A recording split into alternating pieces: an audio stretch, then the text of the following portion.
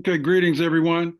Baba Senghor here. We have a very powerful program we're going to do this evening, a tribute to the ancestors, graduation. We're going to start off with a film. We might show it twice. It's a short film. So if you can pull that up, Haru, we're ready for it.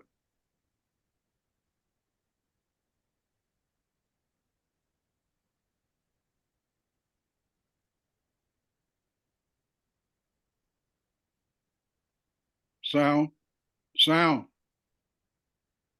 sound, Haru.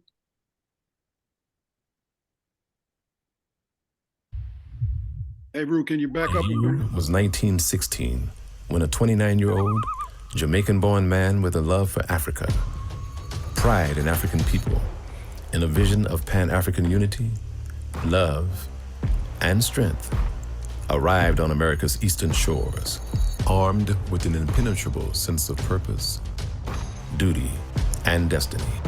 Just 54 years after the Emancipation Proclamation, 51 years after the end of the Civil War, with the vast majority of blacks in America still mentally enslaved, experiencing widespread race-based discrimination, terrorism, and despair, black codes, Jim Crow, peonage, and lynchings, and economic collapse in a world at war. 90% of the African continent colonized by 7 European nations, and Africans throughout the diaspora, systemically oppressed, with few signs of better days ahead.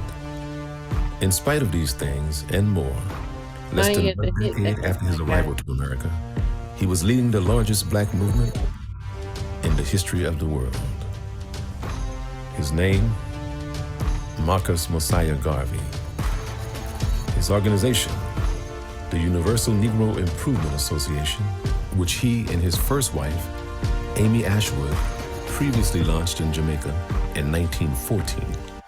Though the ideology of Pan-Africanism was slowly taking hold amongst some during this era, it was Marcus Garvey's vision of a strong, self-sufficient global black nation, along with his scholarship, total commitment, and organizing prowess that was pivotal in taking Pan-Africanism from theory to practice. From May of 1917, when the New York branch of the UNIA was launched, the first branch on American soil, through June of 1923, the accomplishments of the UNIA against all odds and all efforts to stop them grew and grew. These accomplishments include over 4 million members worldwide, even more supporters, over 1,000 branches of the organization throughout 42 countries, the Negro World newspaper, a shipping company, the Black Star Line, the Negro Factories Association, wholesale, retail, and manufacturing businesses, grocery stores, restaurants, laundrettes, a printing press, tailor shop, black doll manufacturing, a trucking company, hotels, farms, a nursing agency, and a paramilitary division, established our flag, the red, black, and green, and established the Declaration of Rights of the Negro peoples of the world. The accomplishments made by Marcus Garvey in the UNIA laid a foundation of strength and self-determination that inspired widespread liberation movements, leading to 55 African nations winning their independence.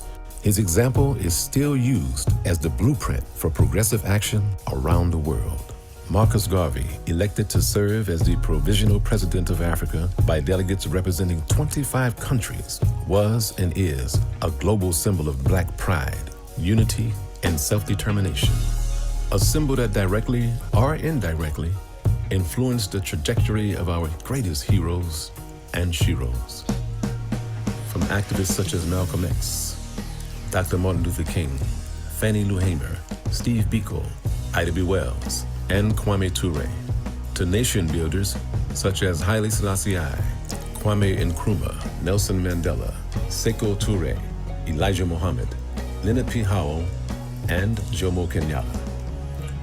From communities like Black Wall Street in Tulsa, Oklahoma, to the Harlem Renaissance, from scholars and business leaders, to athletes and entertainers, From the early 1900s to this very day, the list of those inspired by the greatness of the Garvey movement and its legacy of Black pride, progress, and knowledge of self is endless. After being wrongfully convicted of mail fraud in 1923 and given a 5-year prison sentence, in 1927, his sentence was commuted and he was deported back to Jamaica, where he and his second wife, Amy Jacques Garvey, were met by the largest and most enthusiastic crowd in Jamaica's history. Marcus Garvey transferred UNIA headquarters back to Jamaica, ran a daily newspaper called The Black Man, started the first political party, the People's Political Party, and successfully got 3 members of that party elected to the Kingston City Council. This visionary leader, considered one of the 3 pillars of Pan-Africanism and a prophet of the Rastafarian faith, died of a stroke on June 10, 1940 in London, England, at just 53 years of age. He was survived by his loving wife, Amy Jacques Garvey, a brilliant revolutionary in her own right, and his 2 sons, Marcus Garvey Jr. and Julius Garvey, both endowed with their father's progressive vision and revolutionary spirit. From statues, parades, street and school namings, to books, lectures, and the pouring of libations, Marcus Mosiah Garvey, Jamaica's first national hero, continues to be honored throughout the world. Though physically no longer with us, the spirit of Marcus Garvey is still felt, his contributions still remembered, and his name still recounted, doing acts of Black pride, acts of Black unity,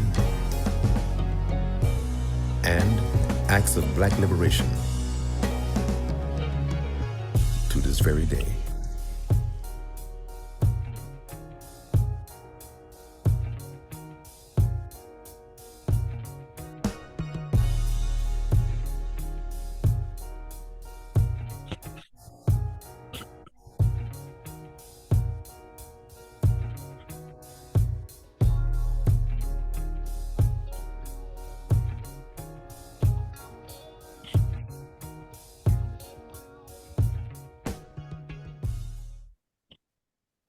Yes, everybody, greetings. We're going to replay that so everybody can have an opportunity to see it again, and then we're going to get started with the program. So if you can run it again, Haru.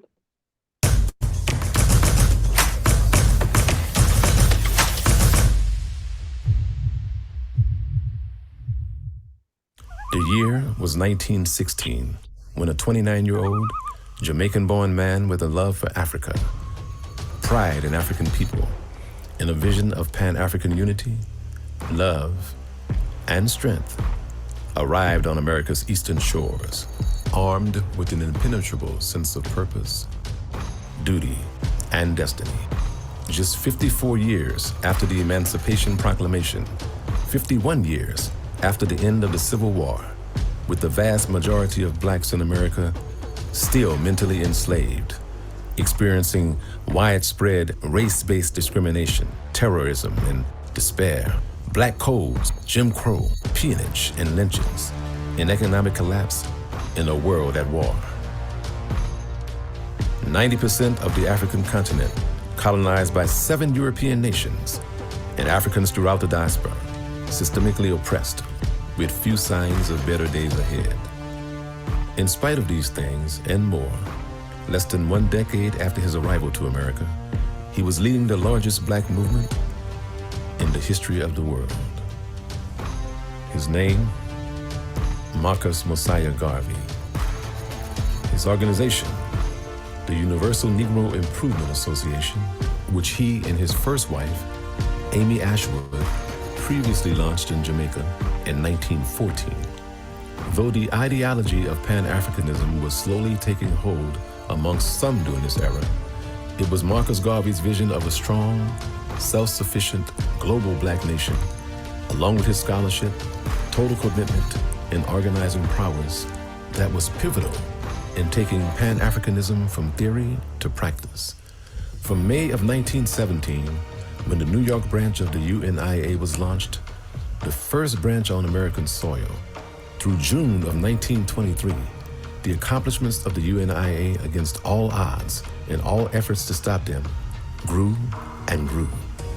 These accomplishments include over 4 million members worldwide, even more supporters, over 1,000 branches of the organization throughout 42 countries, the Negro World newspaper, a shipping company, the Black Star Line, the Negro Factories Association, wholesale, retail, and manufacturing businesses, grocery stores, restaurants, laundrettes, a printing press, tailor shop, black doll manufacturing, a trucking company, hotels, farms, a nursing agency, and a paramilitary division, established our flag, the red, black, and green, and established the Declaration of Rights of the Negro peoples of the world. The accomplishments made by Marcus Garvey and the UNIA laid a foundation of strength and self-determination that inspired widespread liberation movements, leading to 55 African nations winning their independence. His example is still used as the blueprint for progressive action around the world. Marcus Garvey, elected to serve as the Provisional President of Africa by delegates representing 25 countries, was and is a global symbol of Black pride, unity, and self-determination. A symbol that directly or indirectly influenced the trajectory of our greatest heroes and sheroes. From activists such as Malcolm X, Dr. Martin Luther King, Fannie Lou Hamer, Steve Biko, Ida B. Wells, and Kwame Ture, to nation builders such as Haile Selassie I, Kwame Nkrumah, Nelson Mandela, Sekou Toure, Elijah Muhammad, Leonard P. Howell, and Jomo Kenyatta. From communities like Black Wall Street in Tulsa, Oklahoma, to the Harlem Renaissance, from scholars and business leaders to athletes and entertainers, from the early 1900s to this very day. The list of those inspired by the greatness of the Garvey movement and its legacy of Black pride, progress, and knowledge of self is endless. After being wrongfully convicted of mail fraud in 1923 and given a 5-year prison sentence, in 1927, his sentence was commuted and he was deported back to Jamaica, where he and his second wife, Amy Jacques Garvey, were met by the largest and most enthusiastic crowd in Jamaica's history. Marcus Garvey transferred UNIA headquarters back to Jamaica, ran a daily newspaper called The Black Man, started the first political party, the People's Political Party, and successfully got 3 members of that party elected to the Kingston City Council. This visionary leader, considered one of the 3 pillars of Pan-Africanism and a prophet of the Rastafarian faith, died of a stroke on June 10, 1940 in London, England, at just 53 years of age.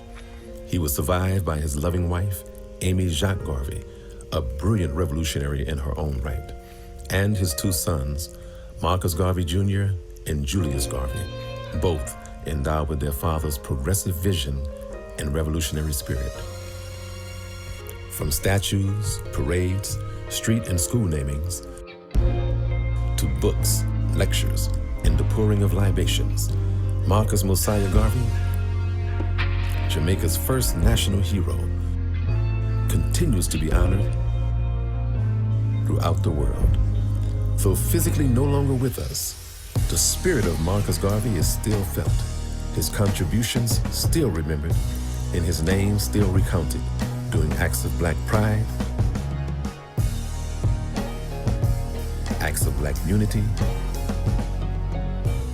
and acts of Black liberation to this very day.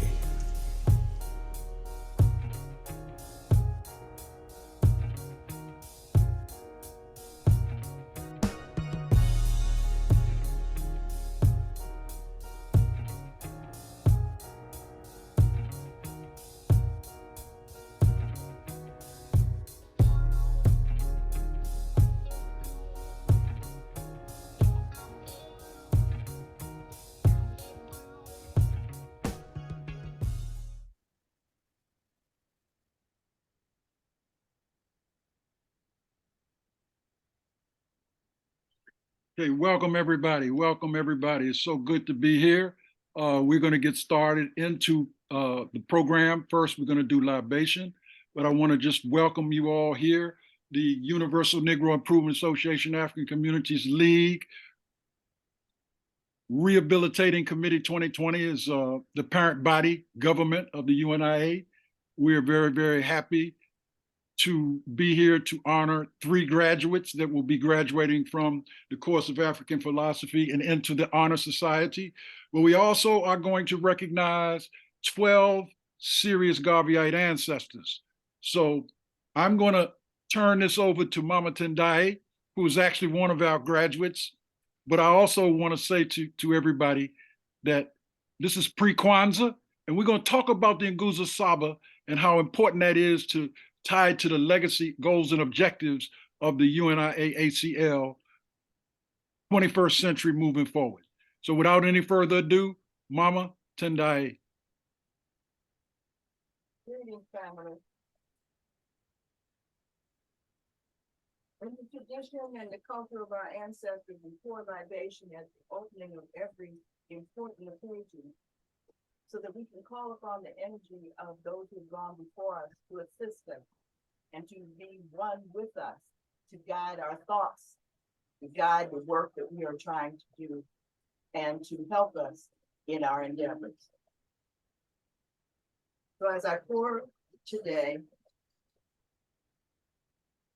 I am going to start off in Yoruba, but I'm going to speak in English so that everyone here can understand what I'm saying and what I'm trying to do.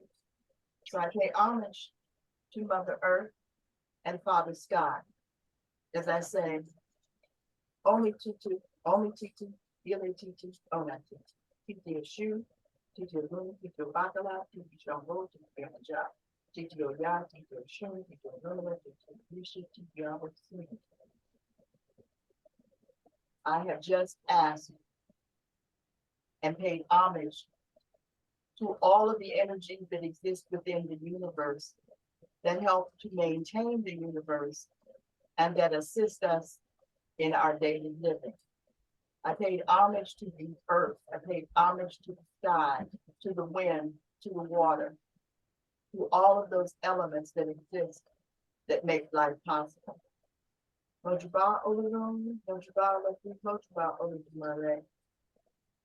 Father God, I'm paying homage to you as the creator of the universe, one who has always been and shall always be.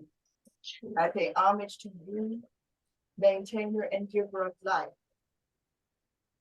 I pay homage to you, Mother Father God, as the energy of life that exists in all things. I pay homage to you, Mother Father God, for who is so vast and so great that we cannot even begin to totally fathom all that you are. And I pay homage to those energies that took those spiritual beings that took physical form and came here to assist us and to guide us by following our African cultures and traditions, Asheda and Akita. And now I pay homage and ask that you would call all of your ancestors to help us and all of those who have come to teach us, as I pay homage to the Honorable Marcus Mosiah Garvey, Ashe.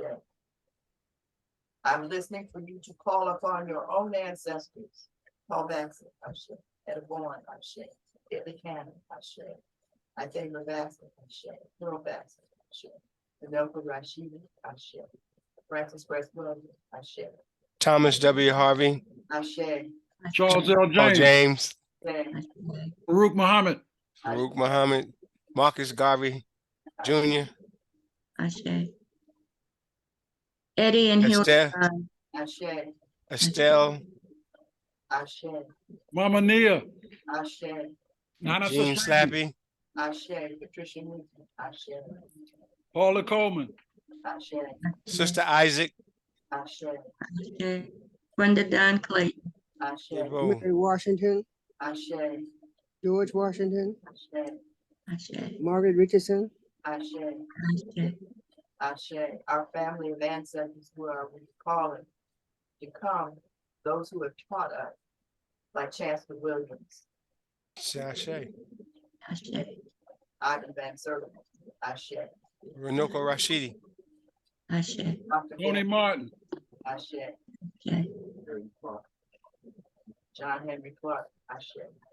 I call upon you and I ask you all to assist me, because as we have come to honor our ancestors here, those that we are honoring today, not all have made their complete transition, Ashe. but we call them back at this time to let them know that we are honoring them, that we are lifting them up, that we call upon their name, that we place them in position, that we are honoring the work that they did while they were here on this earth and in this same consciousness. So to honor them, I say, and I'm asking you to repeat the names 3 times.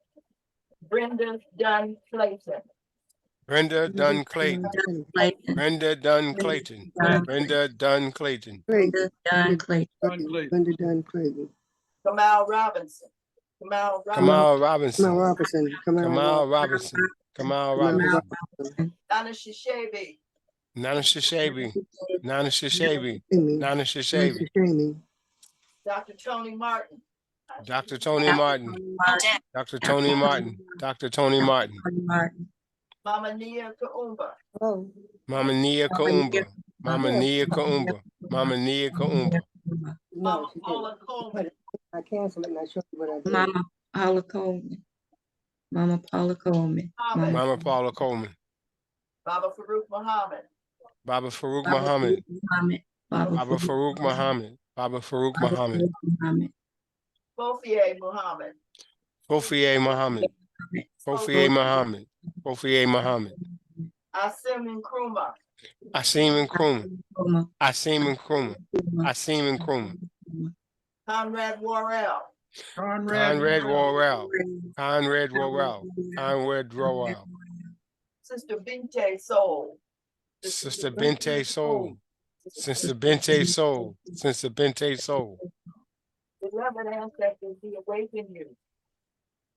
And as we have said, not all of you are fully transcended, but those who you have, we make noise to alert you, to call upon you, to ask you to come and join us. Those of our ancestors that we have called, who have made their full transition, like Dr. Clark and Dr. Yen, we ask you to come and invite and honor these new ancestors, to lift them up, to open your arms for those who have not made their translation away, to receive them and to give them a place of honor among thee. We honor them for the work that they did when they were in physical form in this universe. And we thank you. We thank you, ancestors, for allowing those who are spirit beings to have taken form and to have been with us and to assisted us and to give us all that we have. Ashe. Ashe. Ashe. Ashe. Ashe. Ashe. So thank you, Mama Tendai.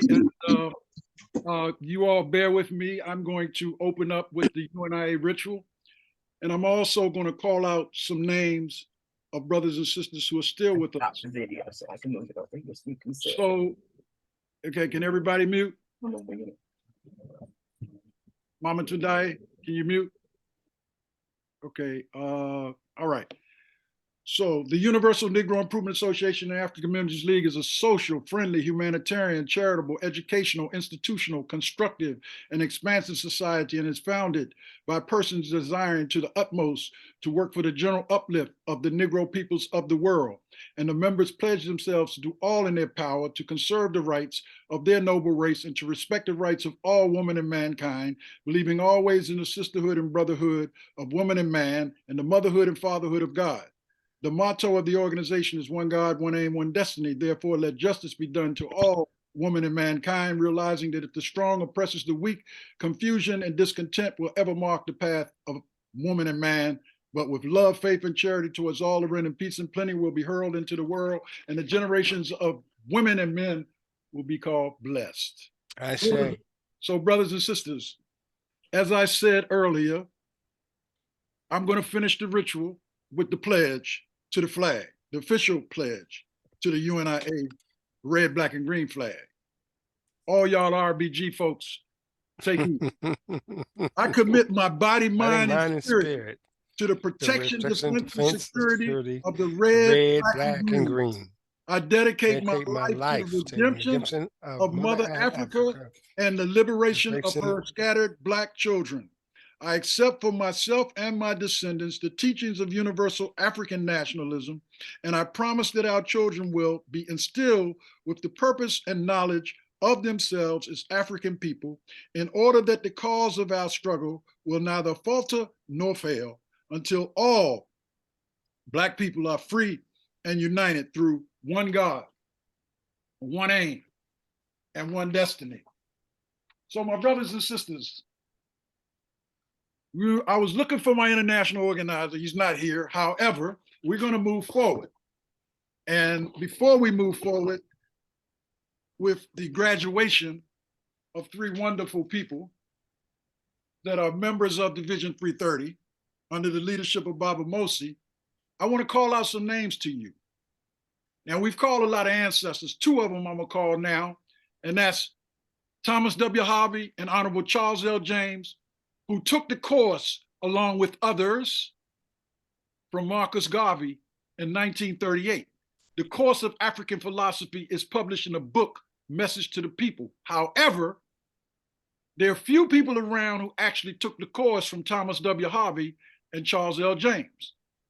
We're blessed to have two of them with us today, and that is the President General, Baba Akili Nkrumah, and myself. There are a few others, Brother Sababu, who's also with us, and there may be one or two others, but we have been teaching the course, not just from reading the book, but from going deep into the Blacktricity of every individual that takes the course. So President General Akili Nkrumah, Senghor Baye, myself, Dr. Chenzara Kahini, Dr. David Horn, Mama Mary Bota, Sister Margot Thompson, Sister Ainea Regina Rogers, Baba Zama Cook, Baba Mosi Maximilla, Chief Fode Ajamu Matsure, Sister Sewa Nkrumah, Brother Tashaka Suma, Shakara Bendaka, Brother Sam P. Collins, Ty Baraka, Jadia Jenkins, Orende Natiri, Johnny Wilford, Jabari Shaw Garvey, Carla Betts, Connie DeBose, Teresa Thornton, Queen Irel, Chief Black, Julius McAllister, Tony Congo Stamp, Mama Yao Khadija Lovejoy, and now Mama Tendai Paula Johnson will be added to that list. Mama Margaret Davis, Sister Althea McKenzie, and two of our illustrious ancestors, one who we're honoring today, one who we've honored and will continue to honor, Brenda Dunn Clayton and James Wilson. There are a lot of talk going around about people who take the course because they read the book. I want to be absolutely clear to all of you listeners. It's not just about reading the book. It's about understanding or overstanding how to read and to add what you read into what you already know and to go forward to help build authentic, sincere Garveyism with integrity. And I don't say those words lightly because we got Garveyites all over the world, but all of them don't have the integrity. All of them don't have the sincerity. All of them don't have the Blacktricity. All of them don't have the knowledge. Now, I'm not saying that they don't have some of Garveyism. but we're talking holistic Garveyism because we want to make sure in the 21st century, we are rehabilitating not only the government, but the entire African race. So as we move forward, I'm going to sort of fill in for the international organizer, me and Baba Mosi. And I'm gonna first start with letting both Mama Margaret Davis, Sister Althea McKenzie, who I thought was with us, at least she was. I don't know where she went, but she was with us. Mama Tendai Johnson. Very, very important. These sisters took the course. And in taking the course, they helped teach the course. Because we know that African sisters rule. And we understand that a lot of what Garvey had envisioned was envisioned in African people in many ways and came through. So everybody that's got Garvey on their tongue, now it's time to hear our call in the hot decree, and that is to exonerate Garvey in your mind and to work to emulate, because we can look around the world and see not only Garveyism, not only the government of the UNIA, not only those of us in the Honor Society, but those of us who have become conscious and understand who we are, we got a lot of work to do still. Because our children are crying and dying and our ancestors waiting and watching, and many of us are still too apathetic to understand the real reason why we were created. Not to be on the bottom, but to be on the top, because we are the first, and we know that all life comes from Africans. So, Mama Tendai, Mama Davis, Margaret Davis, and Sister Althea, I'm so pleased to say to you all that you have completed the course of African philosophy, Message to the People, but there's so much work that needs to be done. The Honor Society is gifted with all those names I wrote to you, spoke to you all.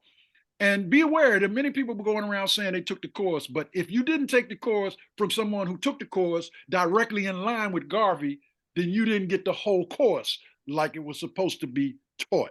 Baba Akili can attest to what I'm saying, because before the book was published, him and I took the course from president generals who didn't play that mess. They were very strict. And even though we have a test, we don't ask you to score high on the test or to pass the test, because you passed the test when you engaged in the course, and we understand clearly that you are already have been practicing Garveyism. So this is a thorough way of institutionalizing our honor society so this course can be continuously taught. And most people who have read the 22 lessons must understand it was 42 lessons when Garvey taught it. And what he taught ingrained in the president generals that came after him, Thomas W. Harvey, Charles L. James, Stewart, Sherrill, and others, and Sister Isaac and others, because PG will make sure y'all know it was sisters. It wasn't just black men that took the course from Garvey. So we're staying true to the real legacy of building 21st century Garveyism. So we have institutionalized, and we will be pushing and educating our brothers and sisters by any means necessary with the tools that are required to regain Africa and regain our sovereignty. This is for real. We know that our ancestors are very much alive in the spirit world. We know they all are working their mojo. So without any further ado, I'm going to say to Mama Tendai, Mama Margaret, and Sister Althea, welcome into the Honor Society, and we will send you the piece that you need to read that Dr. Horn, who's not with us, will be reading to you. And it's a simple swear-in. We also have certificates for you all. Baba Zama has worked on the certificates for each of you all to demonstrate to the world that you are authentic and have passed the course. Now, as Baba Mosi and myself were working with you all, because I did not teach the course by myself, I actually taught it with Garvey, with Charles L. James, and with Baba Mosi. Baba Mosi assisted me, and he will testify. I'm going to let him share some words too, and we're going to move forward. But I want each of you all to know that the course is to be taught. And everybody teaches the course in their own way because we are not the same. We are all different, but we are all connected. And all the people in the Honor Society should be able to teach the course with the assistance of the President General, myself, and others who have been involved with the Garvey movement for some time. Chief Fode, for an example, and Sam, who I don't see him here, but he just called me for the link and I sent it to him. Younger brothers and sisters will be putting together ways and means of teaching the course. And under the leadership of Mama Tendai, the Minister of Education, we're going to certainly draw on everybody that has passed that course to aid and assist us in helping re-educate, to deal with the miseducation that needs to be removed out of our systems, and to take us to the next level, because we know many people say they know, but unless you showing something positive to the uplifting of African people, you really don't know. And also, the more you know, the more you should know you don't know. So that means everybody got to learn from each other. And I know Baba Akili teaches the course the way he likes to teach it, and I teach the course the way I like to teach it. Baba Akili studied under Charles L. James, just like Thomas W. Harvey. I didn't have the privilege of meeting Thomas W. Harvey in the flesh, but certainly I meet him in the spirit every day. Yeah, bro. Because that's how we roll. Man, We know our ancestors like Tony Martin, Renoko Rashidi, and some of them that we're going to honor today after we do this are with us and working their mojo. So we don't need to reinvent the wheel. We need to turn the real wheel. The wheel that turned us, that built the pyramids.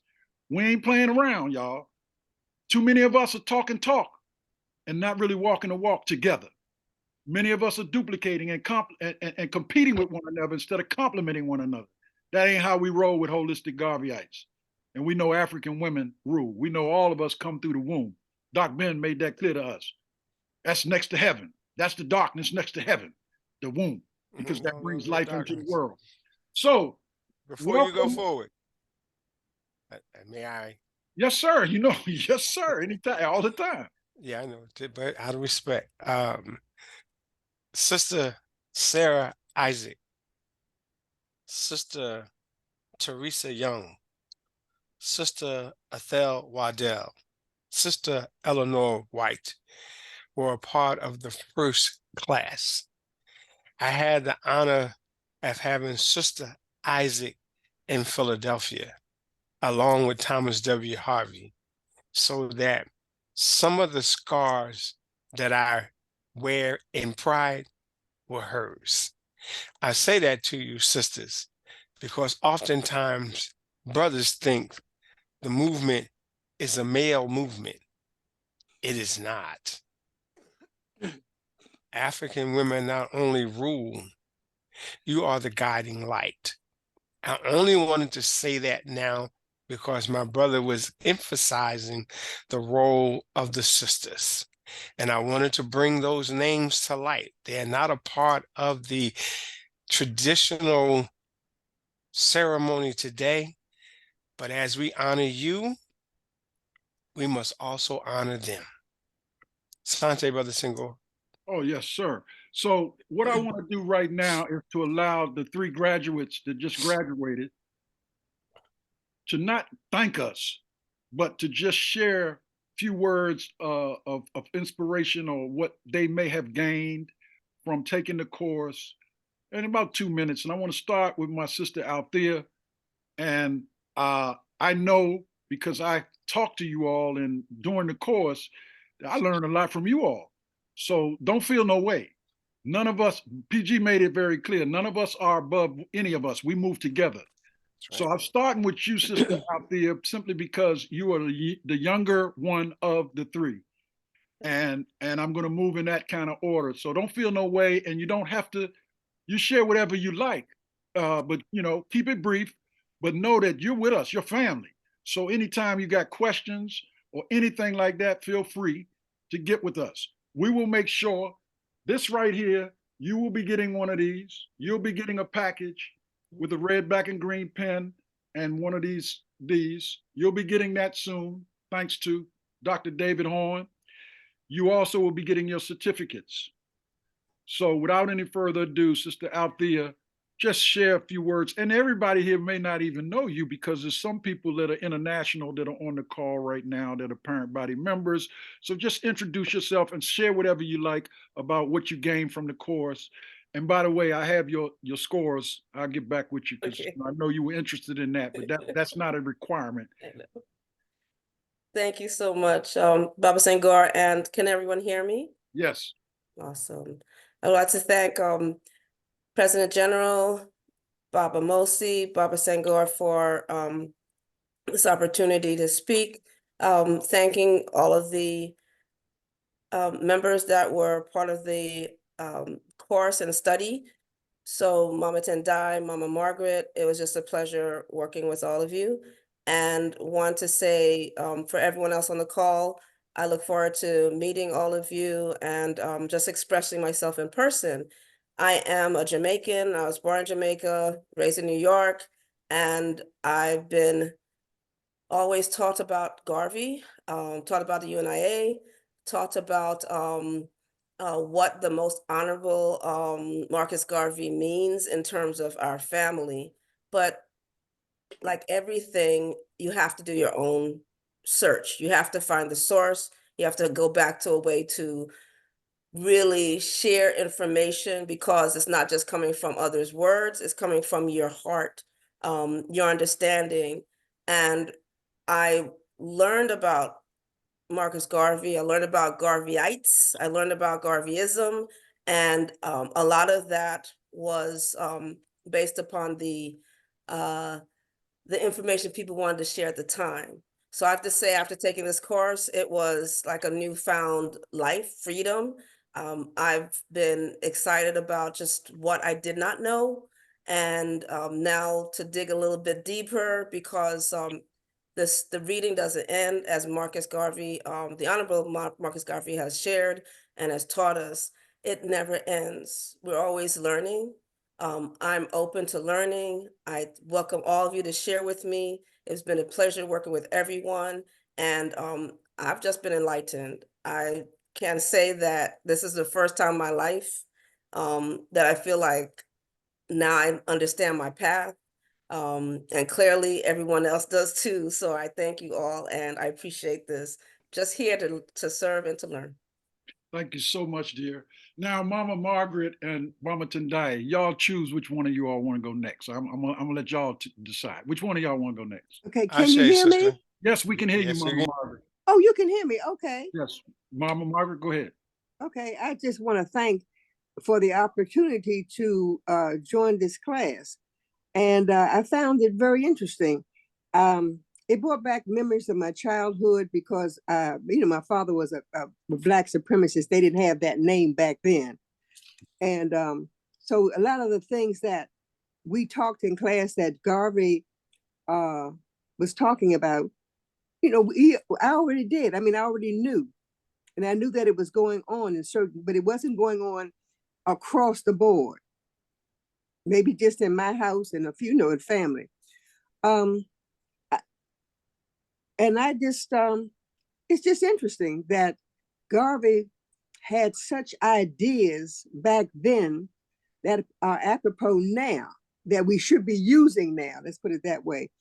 And it's going to be up, I guess, up to the families, because we sort of lost the family, to go back and teach these children what it's all about. I hear you. I say, Mama Margaret, and Mama Margaret, I really, really appreciate your mother wit, because it's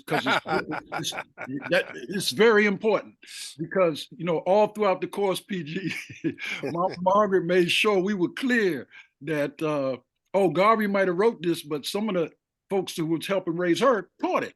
And so we understood that it's a Blacktricity, it's a synergy that exists amongst the truth, and we should be doing in vision. Mama Tendai.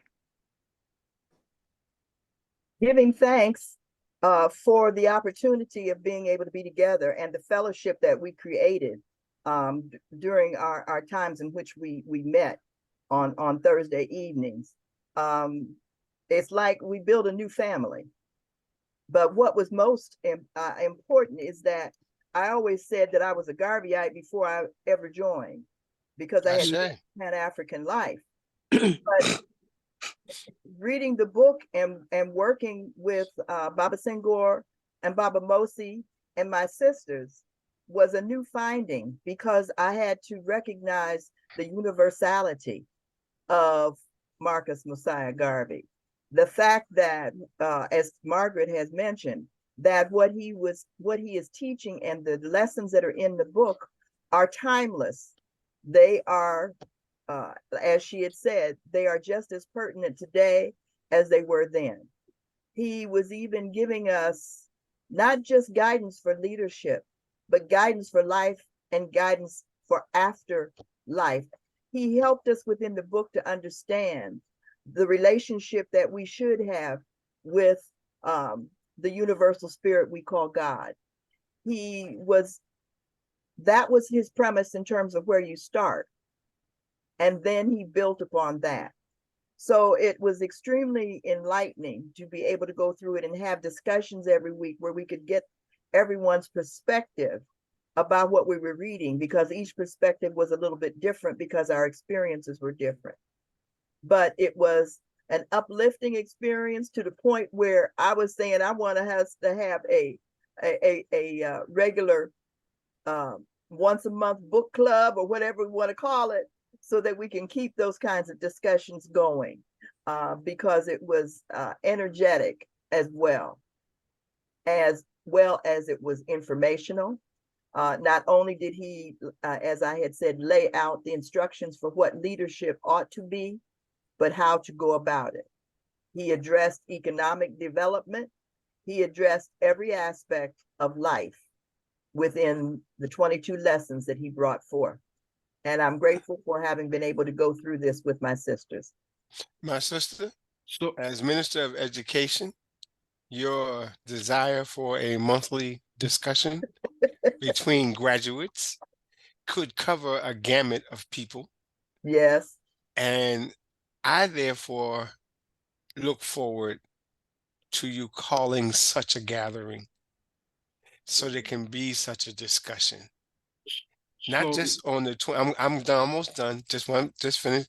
Not just on the 22 lessons, but on all the points that were encompassed in the 42, because there was much more to it.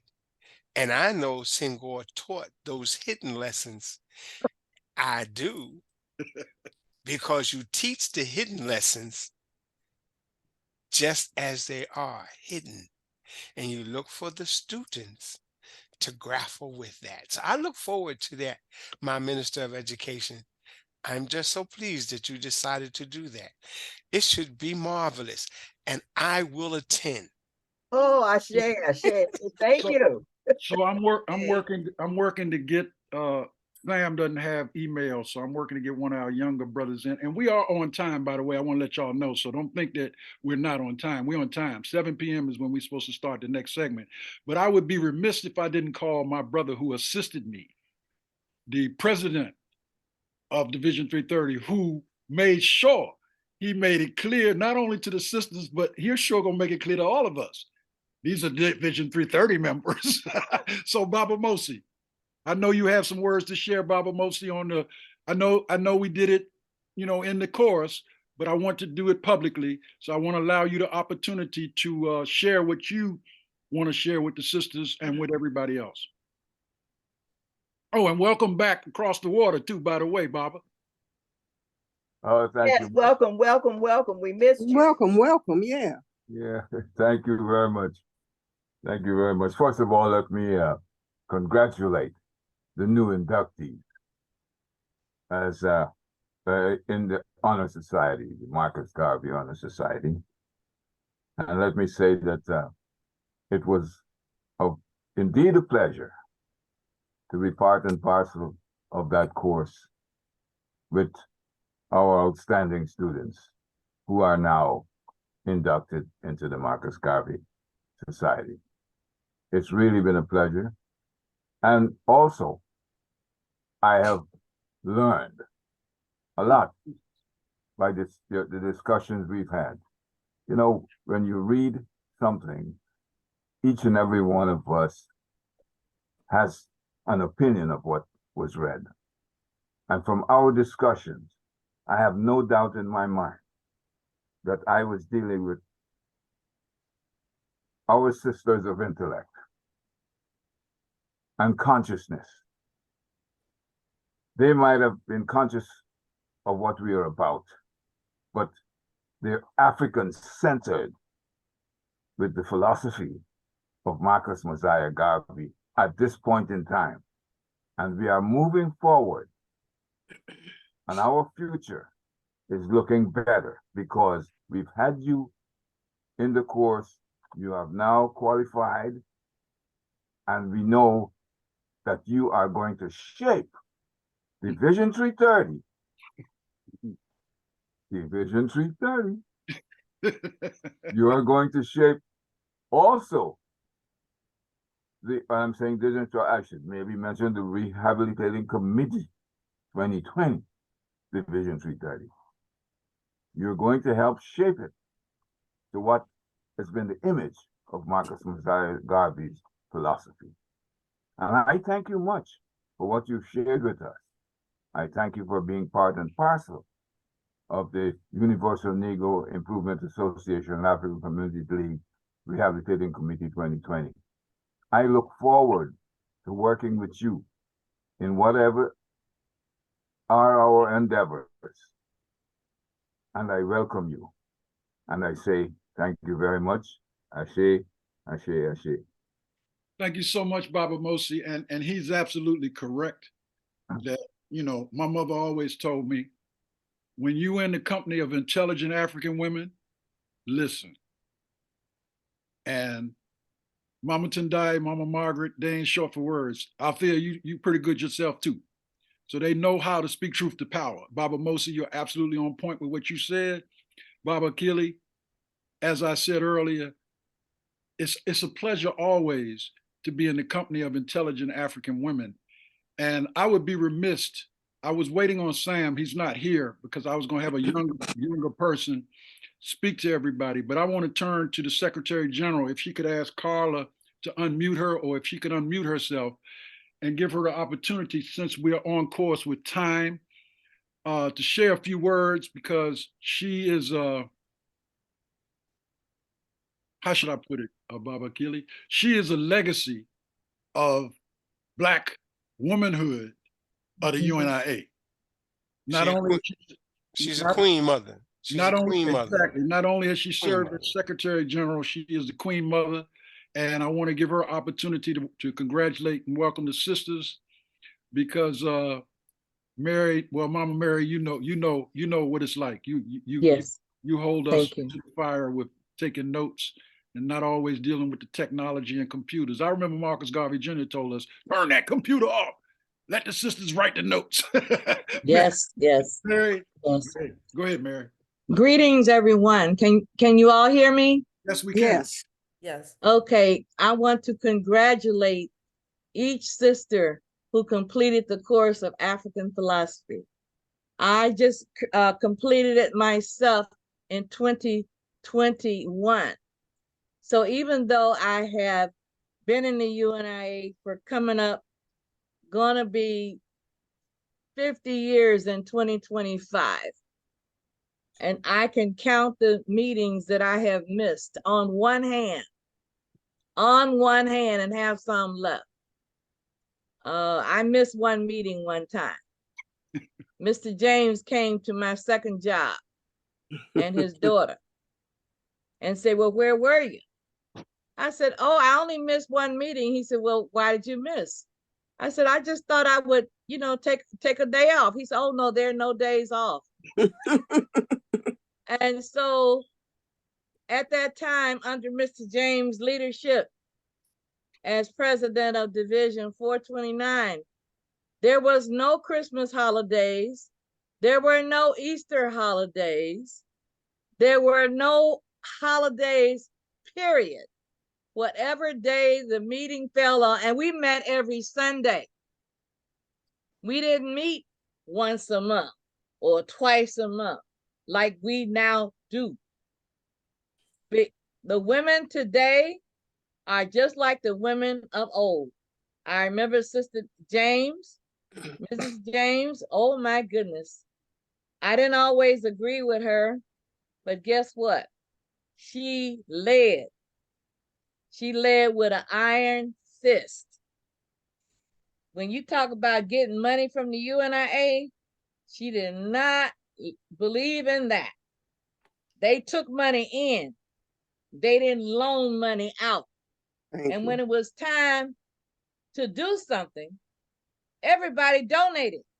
They didn't go get money out the bank to use as what they call, expense money and then profit and all that. They didn't do that. You donated your money and you didn't get it back you didn't get it back afterwards. Well, we got to count the money and then we're going to give everybody their money back they invested.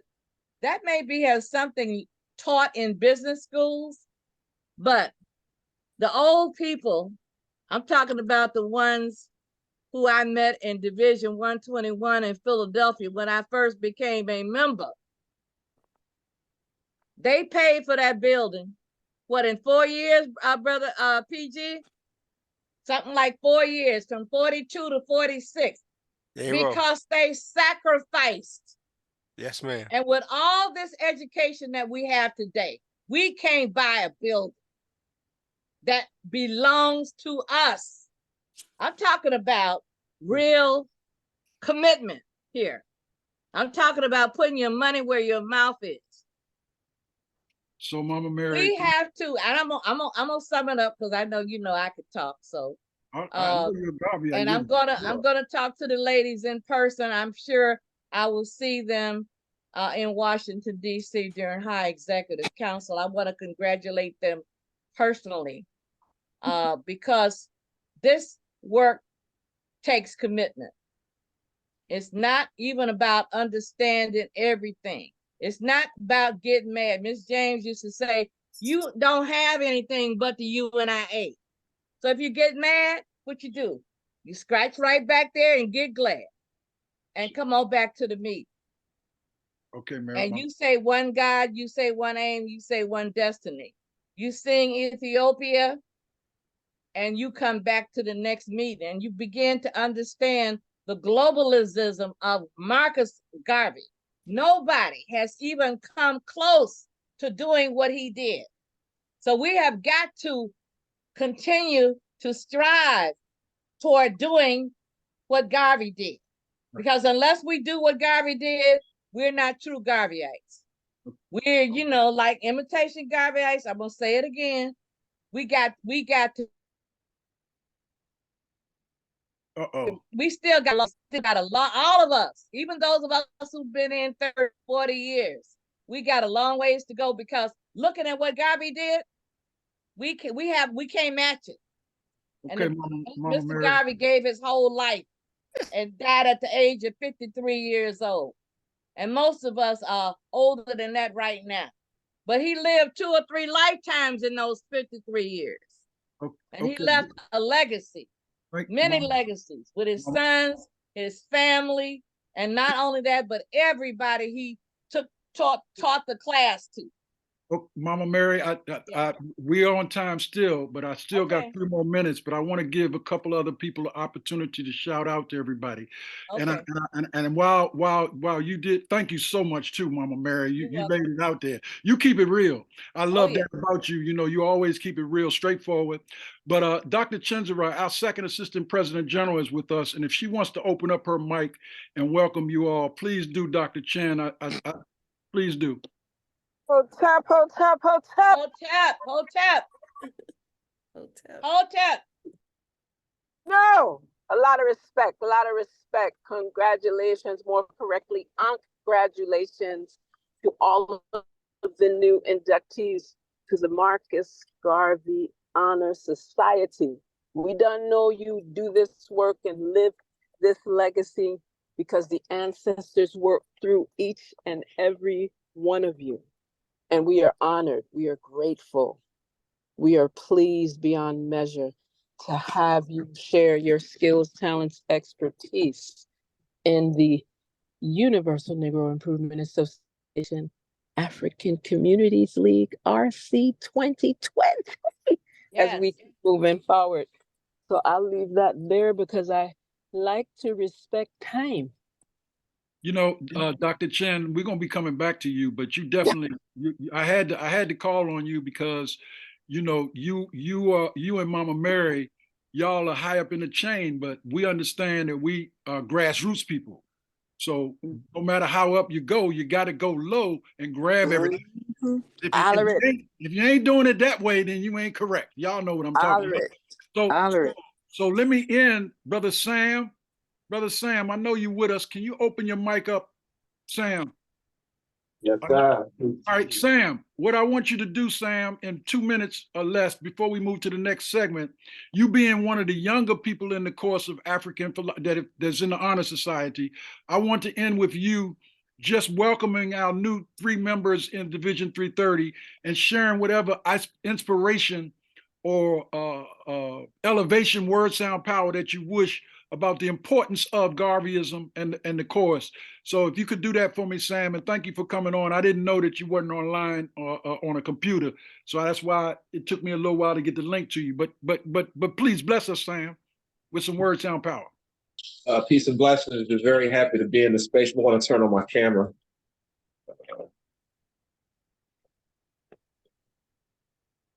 Very happy to be in the space. I just want to say full grats to the Honor Society graduates.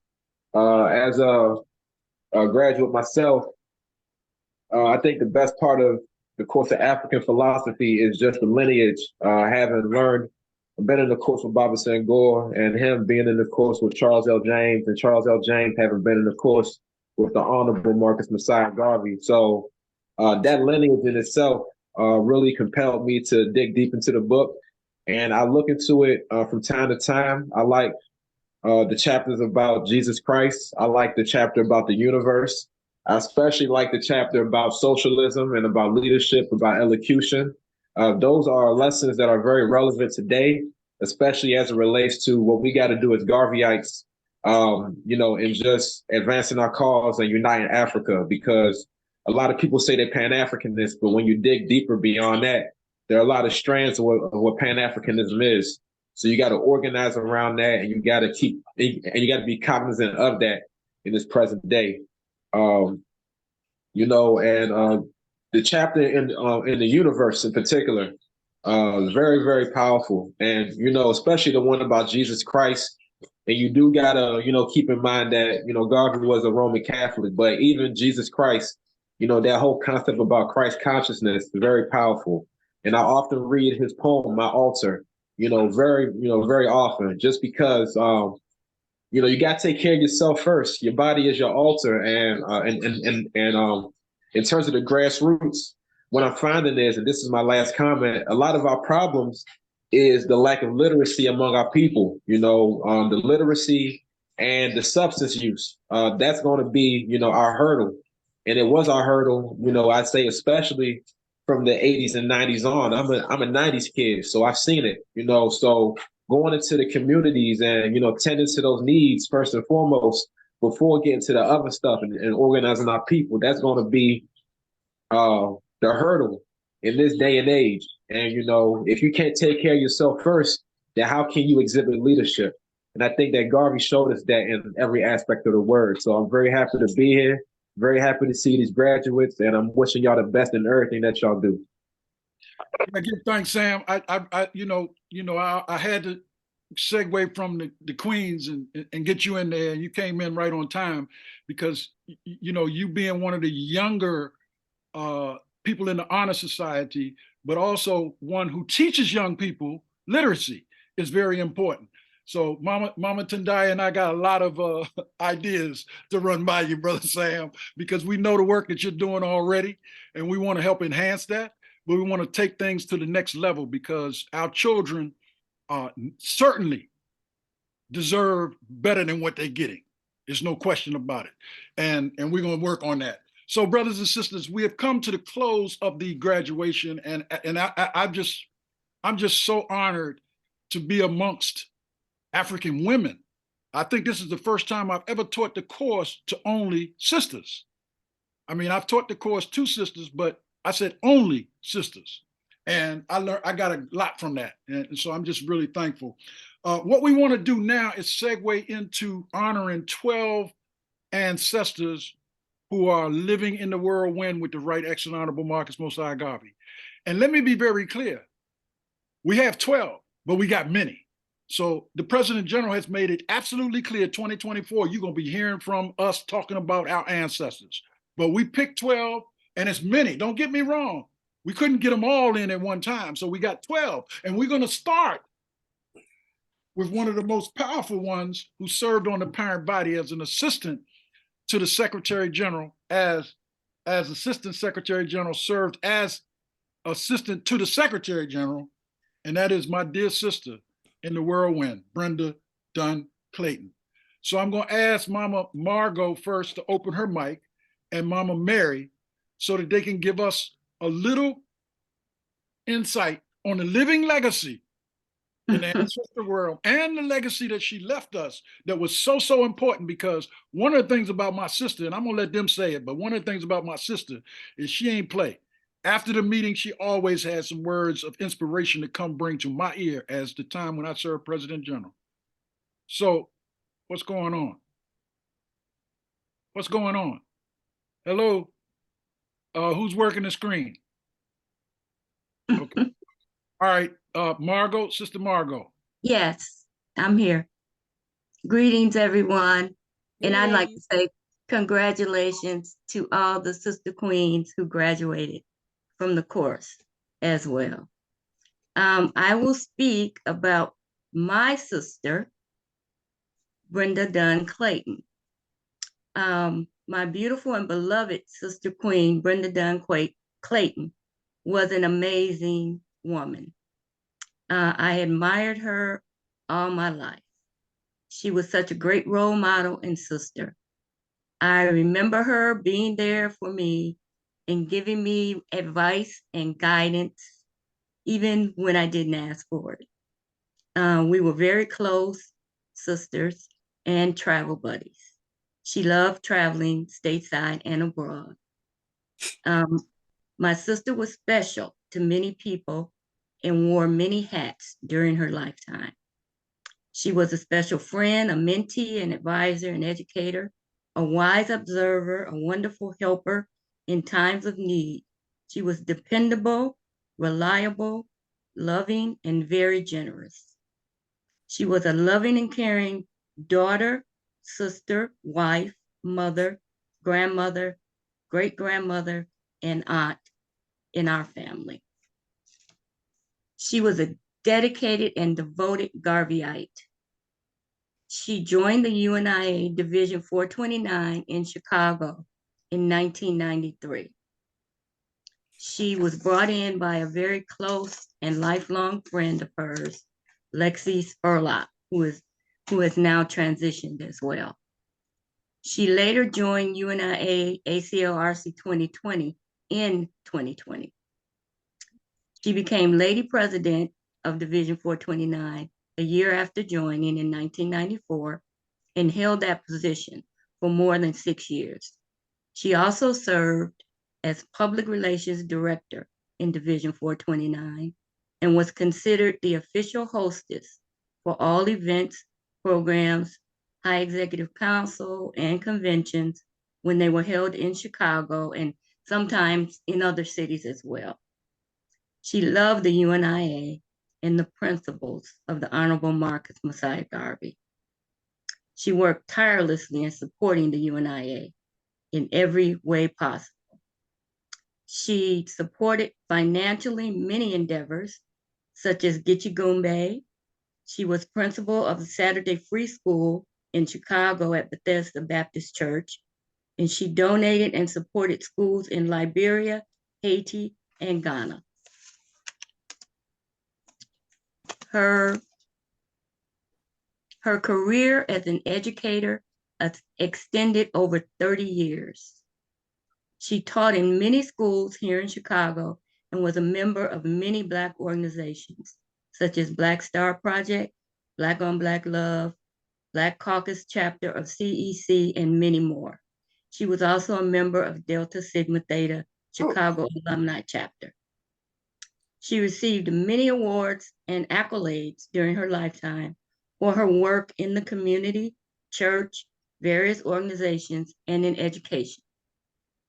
She served and educated special needs children, as well as children in the Cook County Juvenile Detention Center here in Chicago.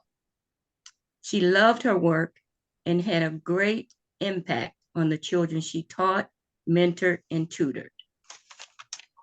She served as First Assistant Secretary General with our Queen Mother and Secretary General, Mary Boda, for many years up until her transition. She devoted her entire life to the upliftment of our Black children and our race. She is truly missed, but she is watching over us. Thank you. Wow. Yes, thank you, Mama Margot. Ashe, Sister Mama Margot. Mary, I know I would be remiss. I know you may want to just share a few words because you're going to come back, I know, later. But I must, Margot, you did an excellent job, and I know that's your bloodline. That's my sister. That's right. So, Mary, you don't have to remember. We're trying to keep it to 5 minutes, Mary. So, Okay, please give us some words, sound power, real quick. I'm gonna do my very best to stay within the 5 minutes. No, I mean, it's supposed to be 5 minutes for each person. I got you. Okay. So be aware of that. Okay. Thank you. Well, as I was listening to all those things, and I said, wow, she did a lot. She did an awful lot, but most important, she put up with me. As Secretary General, she would always warn me of things that I needed to do. She kept me on post, you might say. She would send emails that I needed to check and reread. She would send me plays to read, and this is what we ought to do for Gichigumbe. She was constantly about the details. And I, of course, didn't deal with details. I dealt with the big projects. And I dealt with, of course, making sure the minutes were done. And she did minutes for me when my husband got sick and I had to stay in the hotel with him and realized that I could not expect him to stay in the hotel in hours upon hours. So I would rely on Sister Brenda to take notes. And she wrote in complete sentences, not like me. I would write a half a sentence and forget what I wrote. And I'd have to think about it when it was time to do the minutes. She wrote in complete sentences. I mean, and she took down everything without having to use a tape recorder. And what really stopped us from using tape recorders, as Brother Senghor has said, was Marcus Garvey Jr. Because, you know, he I'm wrapping up. He gave, he's a matter of fact, a couple of people lost their jobs on the parent body. And I'm not going to call any names. Because Marcus Garvey asked for the minutes and they had to refer to the tapes. And somehow the tapes came up missing.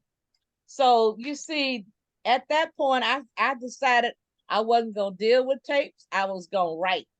So that's what I do even today. When someone starts talking, you better believe I'm going to have my pen and paper and I'm going to be writing it down. Because many times, and I'm going to end with these my main tribute to Sister Brenda is one word. If I had to use one word to describe her, I would say elegant. She was elegant, personified. I mean, her jewelry was right. Even the jewelry that I wear today is because of Brenda. Because she would tell me how to act. And she would take me out to restaurants. She said, now don't change your earrings, Mary. That's ghetto. Don't do that. And she would always tell me who was around listening to us. She was a very security conscious person. Okay. And I didn't care what I said and who heard it. You know, if they white, black, or green, I would say what I wanted to say. and she would always, Mary, there's a detective over there. Mama She would Mary. be teaching me all the time, but she always warned me. So, Sister Brenda was like my ears and eyes on so, so many levels. so, So I miss her dearly. She's the only person I haven't been able to write a resolution for, because it's just like she's right here. So I feel like she's watching over me right now and telling me where to go and what to do and how far to go. And Mama, don't do this and don't do that. So Mama Mary, she'll always be with me. Mama Mary, I must stop because you know what, I wanted to go on because Sister Brenda was so close to all of us, but I want to remind everybody, I'm trying to make sure that we hold everything to 5 minutes. Yes. So that, and we're gonna do some catch up on some of the ancestors. We can't say it all because they're still with us, and I understand. Yes. I understand that, but please bear with me. I want to allow us to go through this and to have some open time for people who may have some things cutting edge that they feel that they want to share. And in order to do that, we got to stay close to the time. So I'm going to move on to Aaron like a lion in Zion. All right. Who is that? Hold on, Mary. I'm presenting another ancestor here now. Okay. Just please, y'all bear with me. And if you have to, mute yourself. If you have to. Kamau Robinson, Leroy Kamau Robinson, who I mentored when he was in junior high school, y'all. And so Kamau was super close to me. Kamau was one of those brothers in junior high school where they used to call me the knock man because I work with the police to try to avoid people from getting in trouble. So consequently, being a young man myself, you know, a lot of the young folks in junior high school, they was like, you must be the knock man. And Baba Kamau Robinson would pull him up and say, look, I know Brother Senghor. He ain't no knock man. I know him from the hood. That's what Kamau was doing then. Well, Kamau went on to college, to high school, went on to college, and then went on to Roots to become one of the most powerful African-centered teachers in the world. So powerful, he became the principal of Roots Activity Learning Center. He wrote curriculums for schools in Brazil. He wrote curriculums for other UNIA people who wanted stuff. Kamau was loved by so many people. When his homegoing was done, he transitioned around the same time as Mrs. James, Estelle James. Right. And when his homegoing was done, you could barely get into church because so many people who had their children who were taught by, they used to call him Mr. Rob, Baba Rob. And the reason I say Aaron like a lion in Zion, Baba Zama know what I'm talking about. That's what he used to always say. He would say, I'm Aaron like a lion in Zion. But Baba Kamau was a dedicated Garveyite in Division 330. He was back during the Allen History Club days. And Baba Kamau rose above us into the ancestral realm at the age of 50. And I miss him dearly. His powerful family, Roots Activity Learning Center, he helped build. Not the charter school. The independent Roots Activity Learning Center, Baba Kamau helped build. Baba Kamau had a powerful family in DC too. And one thing I always learned about Baba Kamau is how to take your time teaching children. He wasn't that kind of brother to say, when a brother raised his hand, say, brother say, I got to go to the bathroom. He would say, go ahead. Brother say, I need some water. Go ahead. Kamau used to get water. He used to buy things out of his own pocket for his children. Kamau was more than a teacher. He was their Baba. And many of them who have gone on to do other things in the world remember Baba Kamau. Still to this day, when you go to Roots, you feel Baba Kamau's energy. Baba Kamau is highly missed, highly favored, but certainly working his mojo. I learned from Baba Kamau some things that Roots Activity Learning Center had, the Young Lions and Black Madonnas.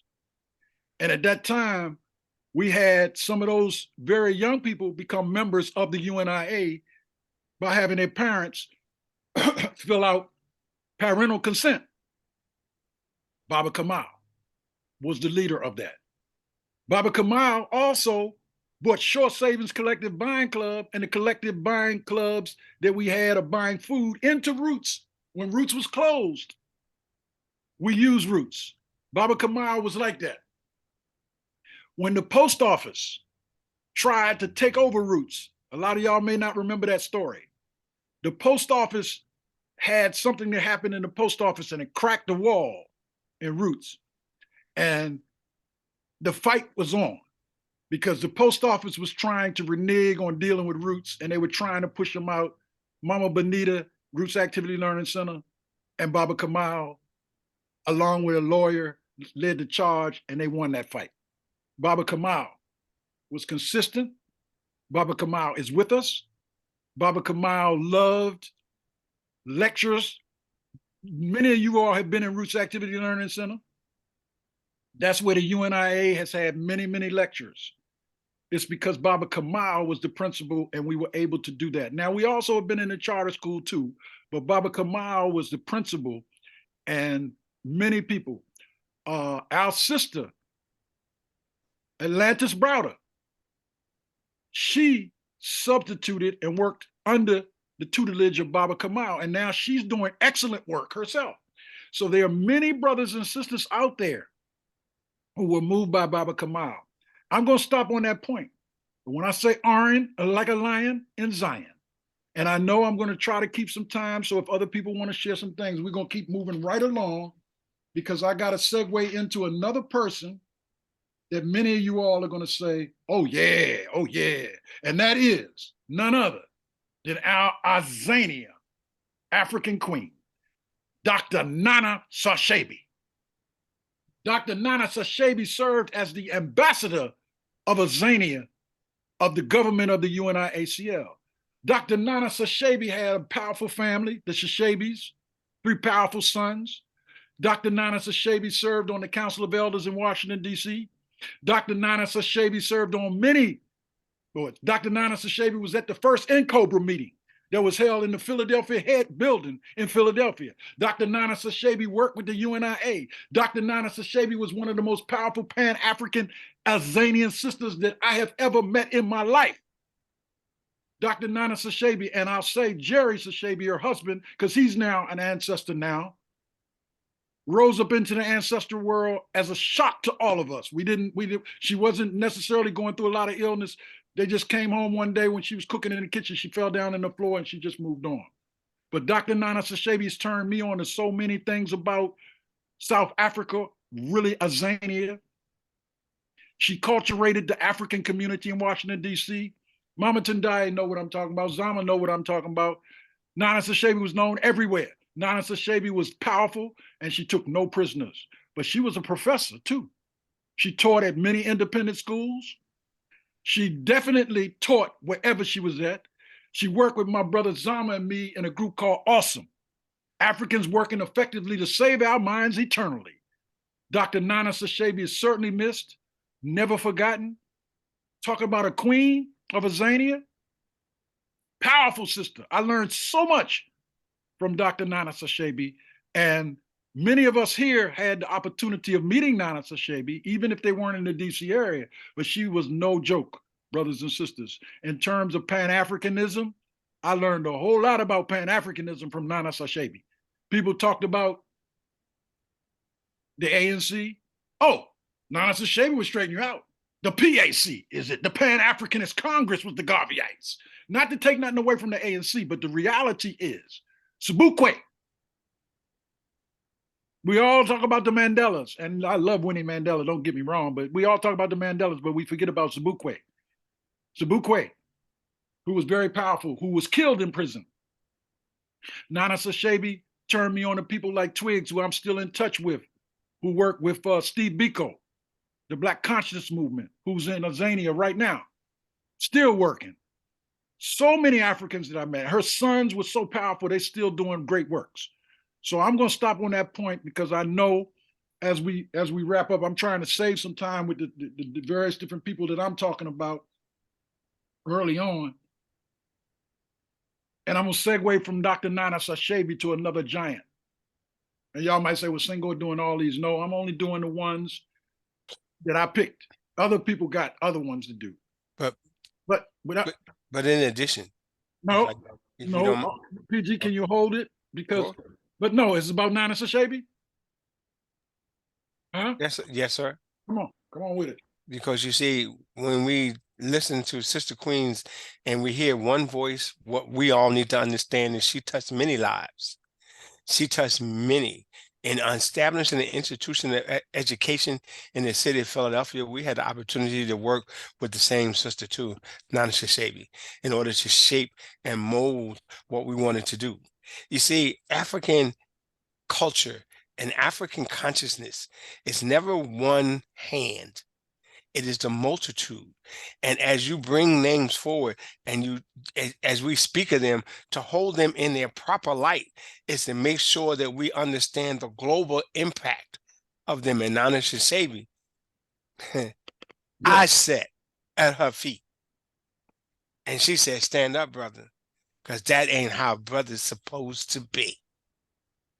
You see, so when you get that kind of lesson from the Sister Queen, you make sure that you push that lesson forward. So you teach young brothers, and we at the Marcus Garvey Shule taught young students that their African consciousness was the key to moving forward. All praise due to the sister. Yeah. So now we want to move on to another powerful person. That's why I was putting. I know. We're going from a powerful teacher to another powerful teacher, and that is the official historian of the government and the Garvey movement, Dr. Tony Martin. Brothers and sisters, if it were not for Dr. Tony Martin, you wouldn't have been able to read the course of African philosophy. Right. Dr. Tony Martin published many books on Marcus Garvey. Dr. Tony Martin sat at the feet of many of the ancestors that me and Baba Achilles sat at. And when he did race in 1976, he set the world on fire because he came out with the real story of the government of the UNIA ACL in 1976. And that's so important because he sat at the feet of Bishop Tucker. He sat at the feet of Zapta. He sat at the feet of Thomas W. Harvey. He sat at the feet of those giants who walked and knew Marcus Garvey. And Tony Martin was such a dedicated, I call him the cool ruler. The Trinidad cool ruler. Cool, yes. But Tony could take his hat off and have a party too. I remember being in the building in Philadelphia. Achilles, you know what I'm gonna tell you. I remember partying with Tony Martin when all of the meetings were over, down in the cellar with the drums. See, y'all don't understand what he's saying, because you see, y'all don't understand the cellar. And let me jump in here. You see, we had stories in our building, 1, 2, 3, but we had space underground. Yes. We had multiple spaces underground. And that's when you could be you. Yeah. And so you let it go. Go ahead, brother. So Jackson Bay and myself, that was the first time we ever been down. Like Baba Achilles grew up there, so he knew all about the building. That is the first time I ever got down in the cellar and I saw those drums that were used in the parades in Philadelphia with the Garvey movement. And we jammed in that basement with Tony Martin. We had, it was about 14 of us that came up from DC, and it was just a few of us that were left in the building. So we were jamming in the building, having a good time with the ancestral energy, and Tony was right there partying with us. I remember Sister Khadijah, the first lady president. But anyway, let me get off. I don't want to get off track. But Tony Martin. So let me chime in with you on Tony Martin, because when he published his first book, we had the first book fair in Philadelphia on Race First. I had the dubious honor, at least I thought it was, under the tutelage of Thomas W. Harvey, to negotiate how that would be handled. Tony Martin wasn't a part of the negotiations. It was what money was separated, what the division received, what the parent body received, and what the author received. I bring that to this point because you see, what we have to understand is Tony Martin's commitment had really nothing to do with money. He wasn't worried about no money, but Mr. Harvey wanted to test me and, and test me with the international organizer, whose name I will not mention. Test me with that international organizer to move forward the proposal that he had already designed. So I was purely the message bearer, and Dr. Tony Martin said, "Good job, brother. I like what you did." Let me tell you something. When you have a giant say to you that you're standing with a giant, you know you are right. And Tony Martin made sure that you knew you was okay. So what I would encourage everybody to do is to go to the New Black Learning Channel and go to the tribute that we did for Dr. Tony Martin at Sankofa Books. And you will hear from Tony Browder, you will hear from Sister Magaza, you will hear from Ackland Lynch, and you will hear from many of us. I'm not going to go on because there's so much we could do right here on Tony Martin. It's just incredible because that's one ancestor we're going to have to revisit because Tony did so much. The cool ruler did so much. But let me just say, one of the most important things that I learned from Tony Martin was you can not only write your own book, you can publish your own works. Tony was a publisher. He was a writer, he was a lecturer. When the Zionists came after him and Dr. Clark, he tore them to pieces. Yes, he did. He ain't back away. So I'm gonna stop right there because we could go on and on and on, y'all. Yeah, because I wanted to say something about him too. No, well, we got a lot. Well, right now I'm gonna let you do that, but we want to come to the end where we want to talk about anybody that we want to. But go ahead, Mama Tendai. You know, Adasi had him too when we used to do our ancestor celebrations up at UDC. And you know, Adasi's never had any money, much money, but he came and he presented. But I also just want to say that with his intellectual prowess, with the work that he did, he took on, what's that woman's name at Wellesley College? Yeah. Oh, yes. Yes, who was denied. I don't even want to call her name. I know who you're talking about. I ain't calling her name. But I'm saying he took her on and became an international lecturer and whatever, because he stood firm in his Pan-Africanism and the contributions of African people that she, as a scholar, was denying. Right. And one of the, I believe me, I could tell y'all so many stories, man. Yeah. Me, this is the last one. Me, as the youngin', okay? I was the co-chair of the Centennial Committee, but I was a youngin'. I was with Charles L. James and Tony Martin and Dr. Leo Berkeley. Dr. Leo Berkeley had several degrees. He was the third assistant president general. Yes. I was just a Garvey Cub, but Tony Martin had brought us up to where he's at, up in Wellingsley, and we were in a program. And Dr. Charles L. James was at the podium, and he looked up and he said, "I got Senghor Bae, I got Tony Martin, and I got Dr. Leo Berkeley here. And I want y'all to know something. One of them is going to betray me."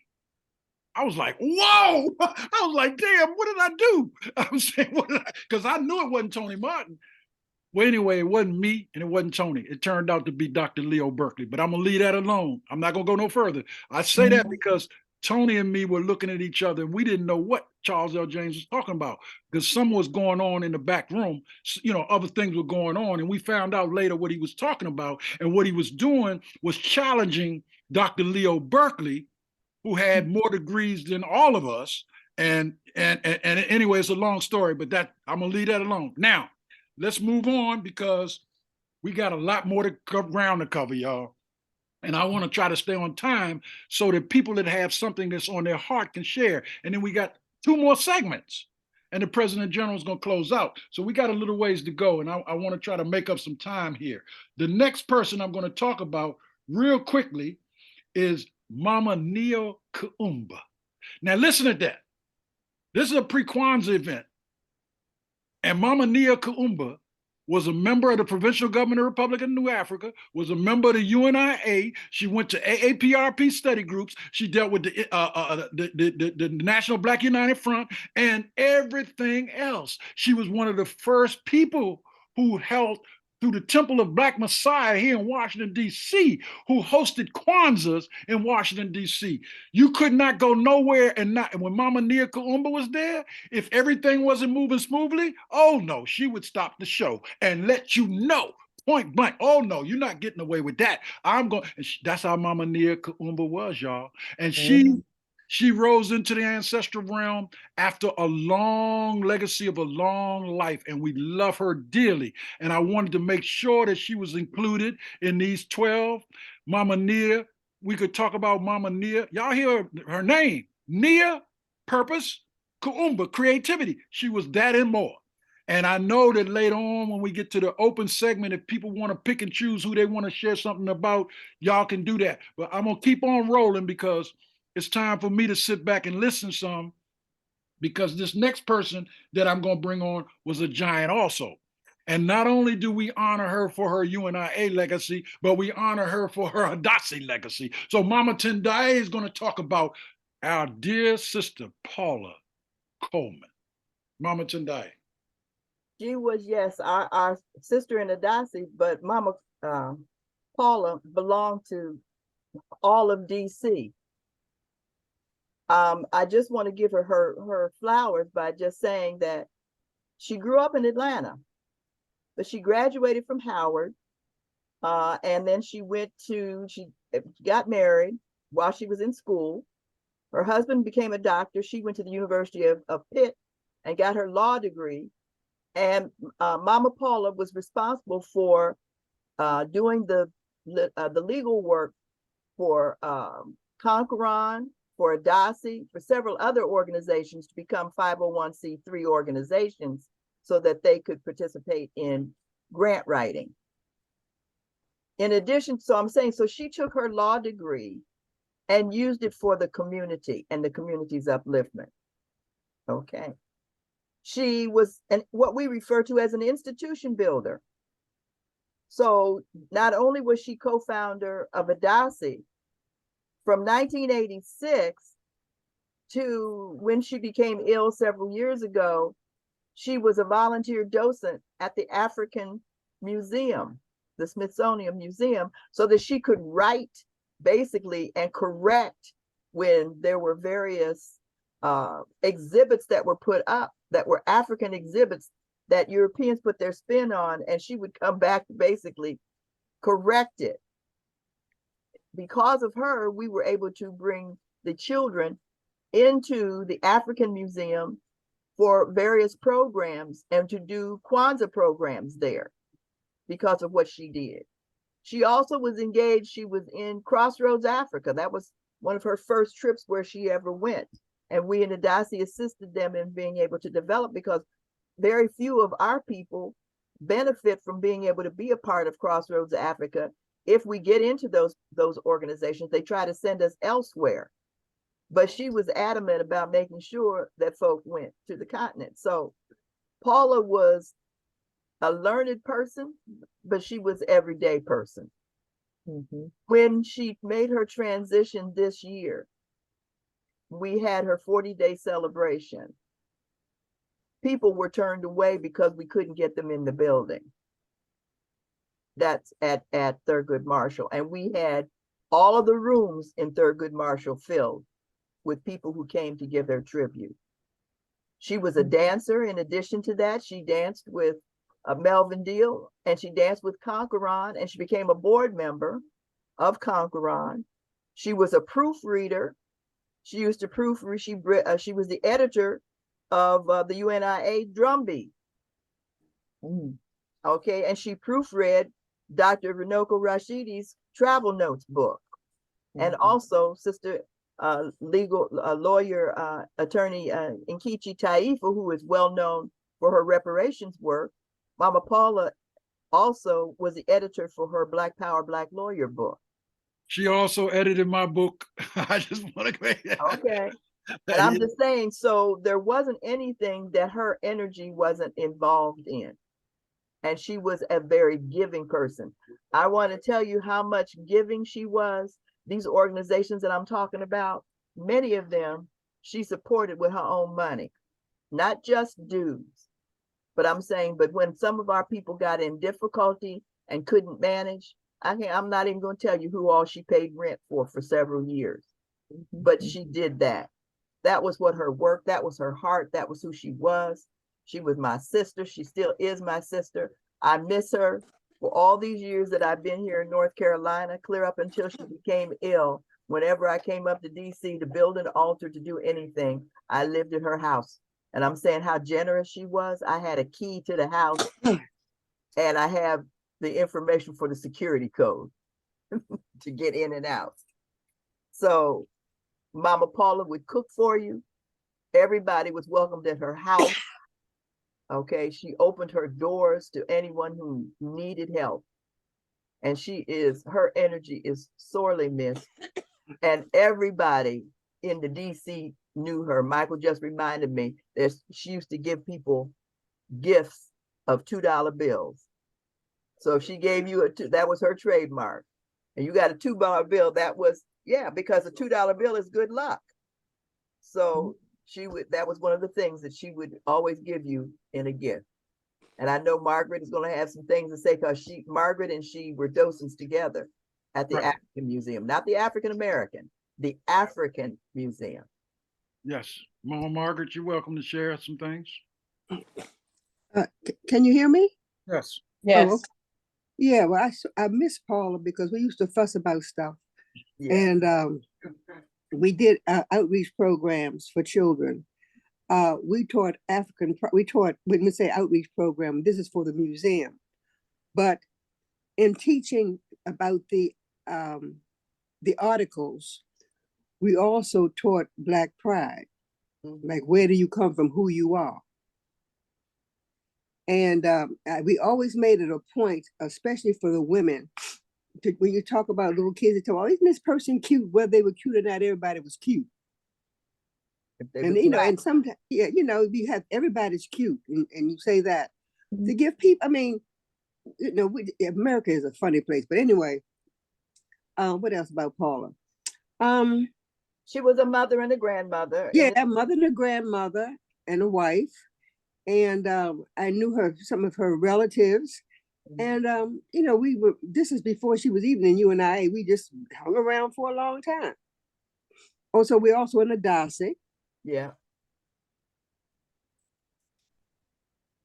And I'm just saying, there's very few organizations that are African centered in the DC area, that if she was not a member, she at least participated and she supported. And she supported it with her energy, and she supported it with her money. Yes, and somebody said, somebody said something about Paula. They said the Internal Revenue got her one time because of all the donations she did. You know how they would want to audit you, and she had all the reports of how much money she had given away, and probably more than that. Then because you just give $2 or $3, you can't report. I mean, you can report it, but it's a little hard. But anyway, she had given away some. It was just amazing. She said she didn't realize how much money she had donated herself. To the point that the IRS came after her and said it was impossible for a human being to have donated that much. That's really. But she was successful in winning her case because she had all the receipts to show she had done it. But that was not in addition. That it was not even including, as Margaret and I both can attest, to the people that she supported and the organizations. Like, for example, if an organization that she was affiliated with, if they were getting ready to lose their building, she was paying the rent. Okay. So you all, I just want to say that she was a tremendous figure.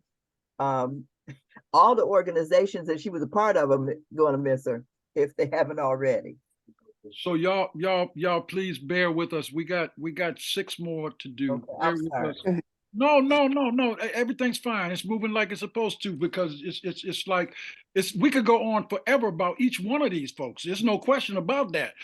That's why we are moving. That's why we tied this into the PreKwanzaa, because we're going to talk about the legacies toward the end. But I want to allow time for everybody else. PG, are you still with us, PG? PG stepped away. PG. No, sir, I'm still with you. All right, let's talk I ain't about going nowhere. our council general that's working his mojo in the ancestral realm. I know we got UNIA now, but talk about Baba Farouk for us. Baba brother. Farouk, you know what's so interesting about Baba Farouk, and some of you may Black have and known white him, crown on the matching top. might have known him differently, but he was an astounding man. Hmm. He was not only well educated in the committee Garveyite, he was astounding. And when we built that relationship, as I was the first assistant president general under Baba Senghor Baye, which is what fostered the relationship, because him and I had conversations away from the floor, and it helped me understand the challenges that have been faced, even as it relates to Belize and the legal aspect of it all. He transitioned to me, and Mama Tendai will say it too, at a time that wasn't the time. But since all things happen on time, it was the time. But Mama Tendai came to and said, wait a minute, who told him he could leave? And since I didn't tell him, I didn't say anything. But I had the opportunity to build a bond in the relationship with him that I think was exceptional, so that he helped me understand the legal aspects of the challenges with the land in Belize, the legal aspects of the challenges with the five, not what it, whatever, I forget what those people did when they tried to take us to court to deal with whether or not we could be UNIA, ACL. They, they tried to claim it. But he gave me the foundation so that when it came time for me to make the challenge, I was well prepared, even though he had already transitioned. Baba Farouk Muhammad is a Garveyite. And not only a Garvey, he's one whose spirit and energy continues to manifest itself, because we continue to deal with legal aspects that he had put in place. Mm-hmm. He walks with us every day. And anybody that don't think he walks with us means you didn't know him. He walks with us every day. Back to you, Baba Senghor.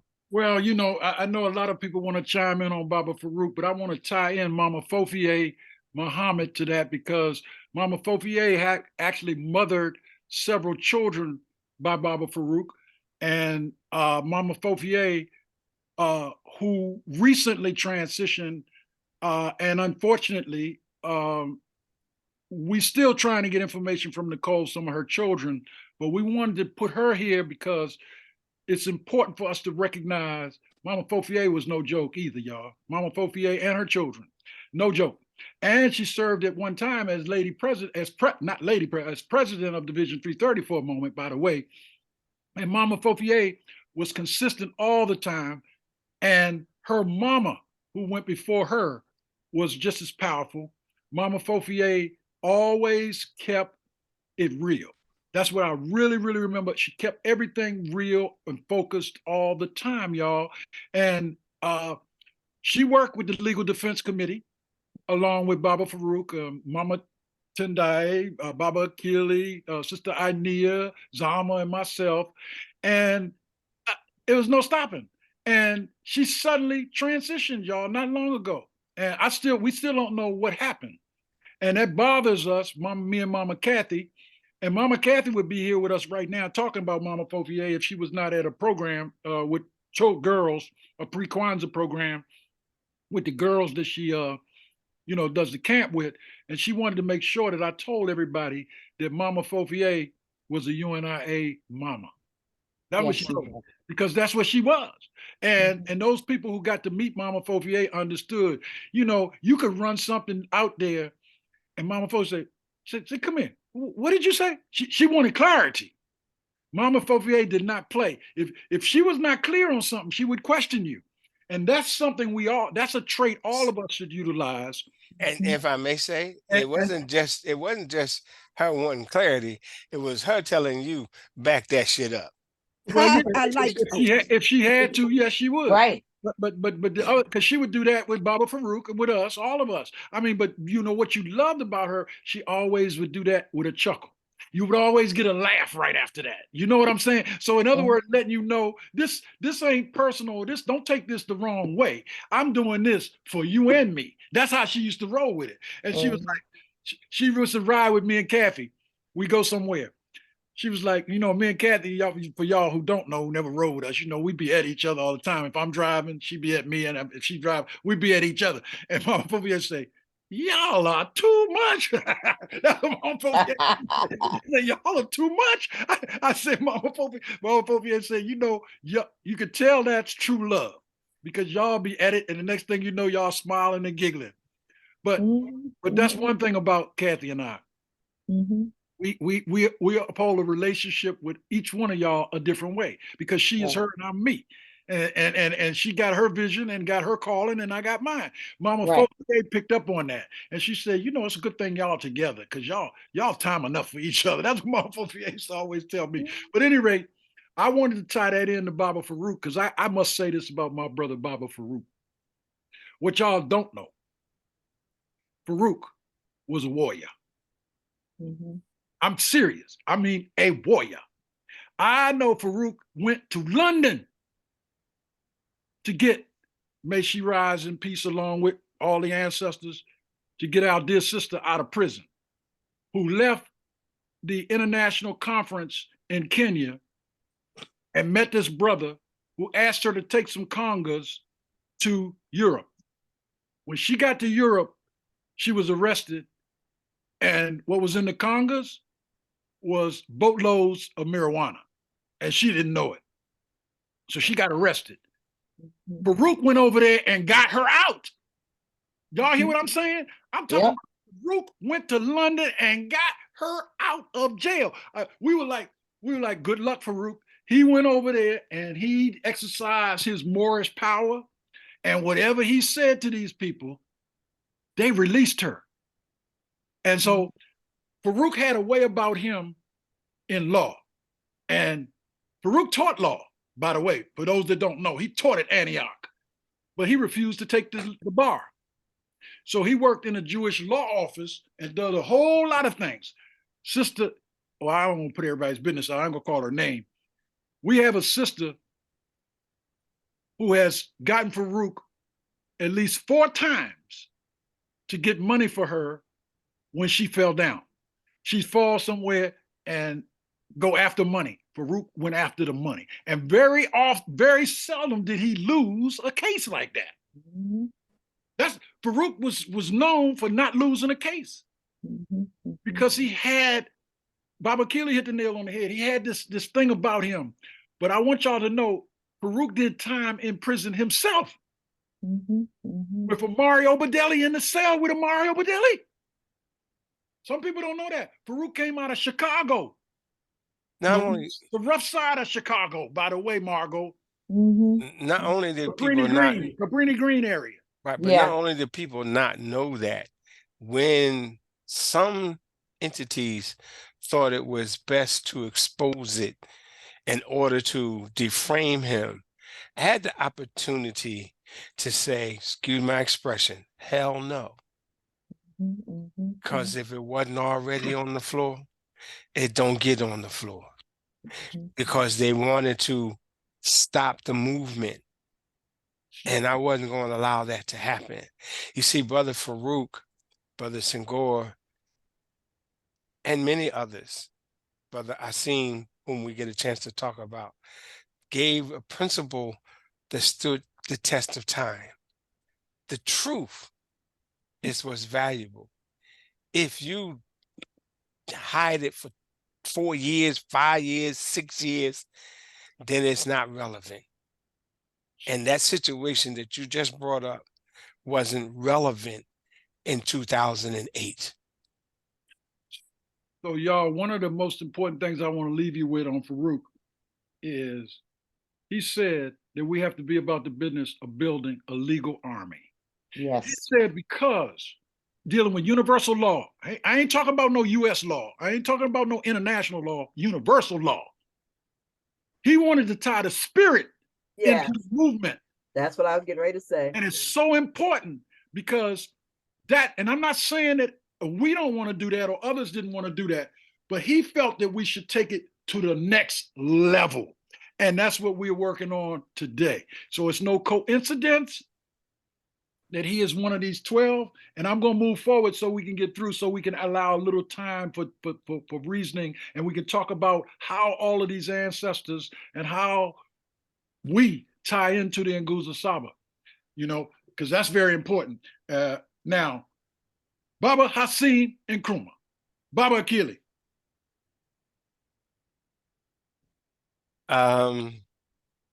Hassan Nkrumah, the matriarch of the Nkrumah family.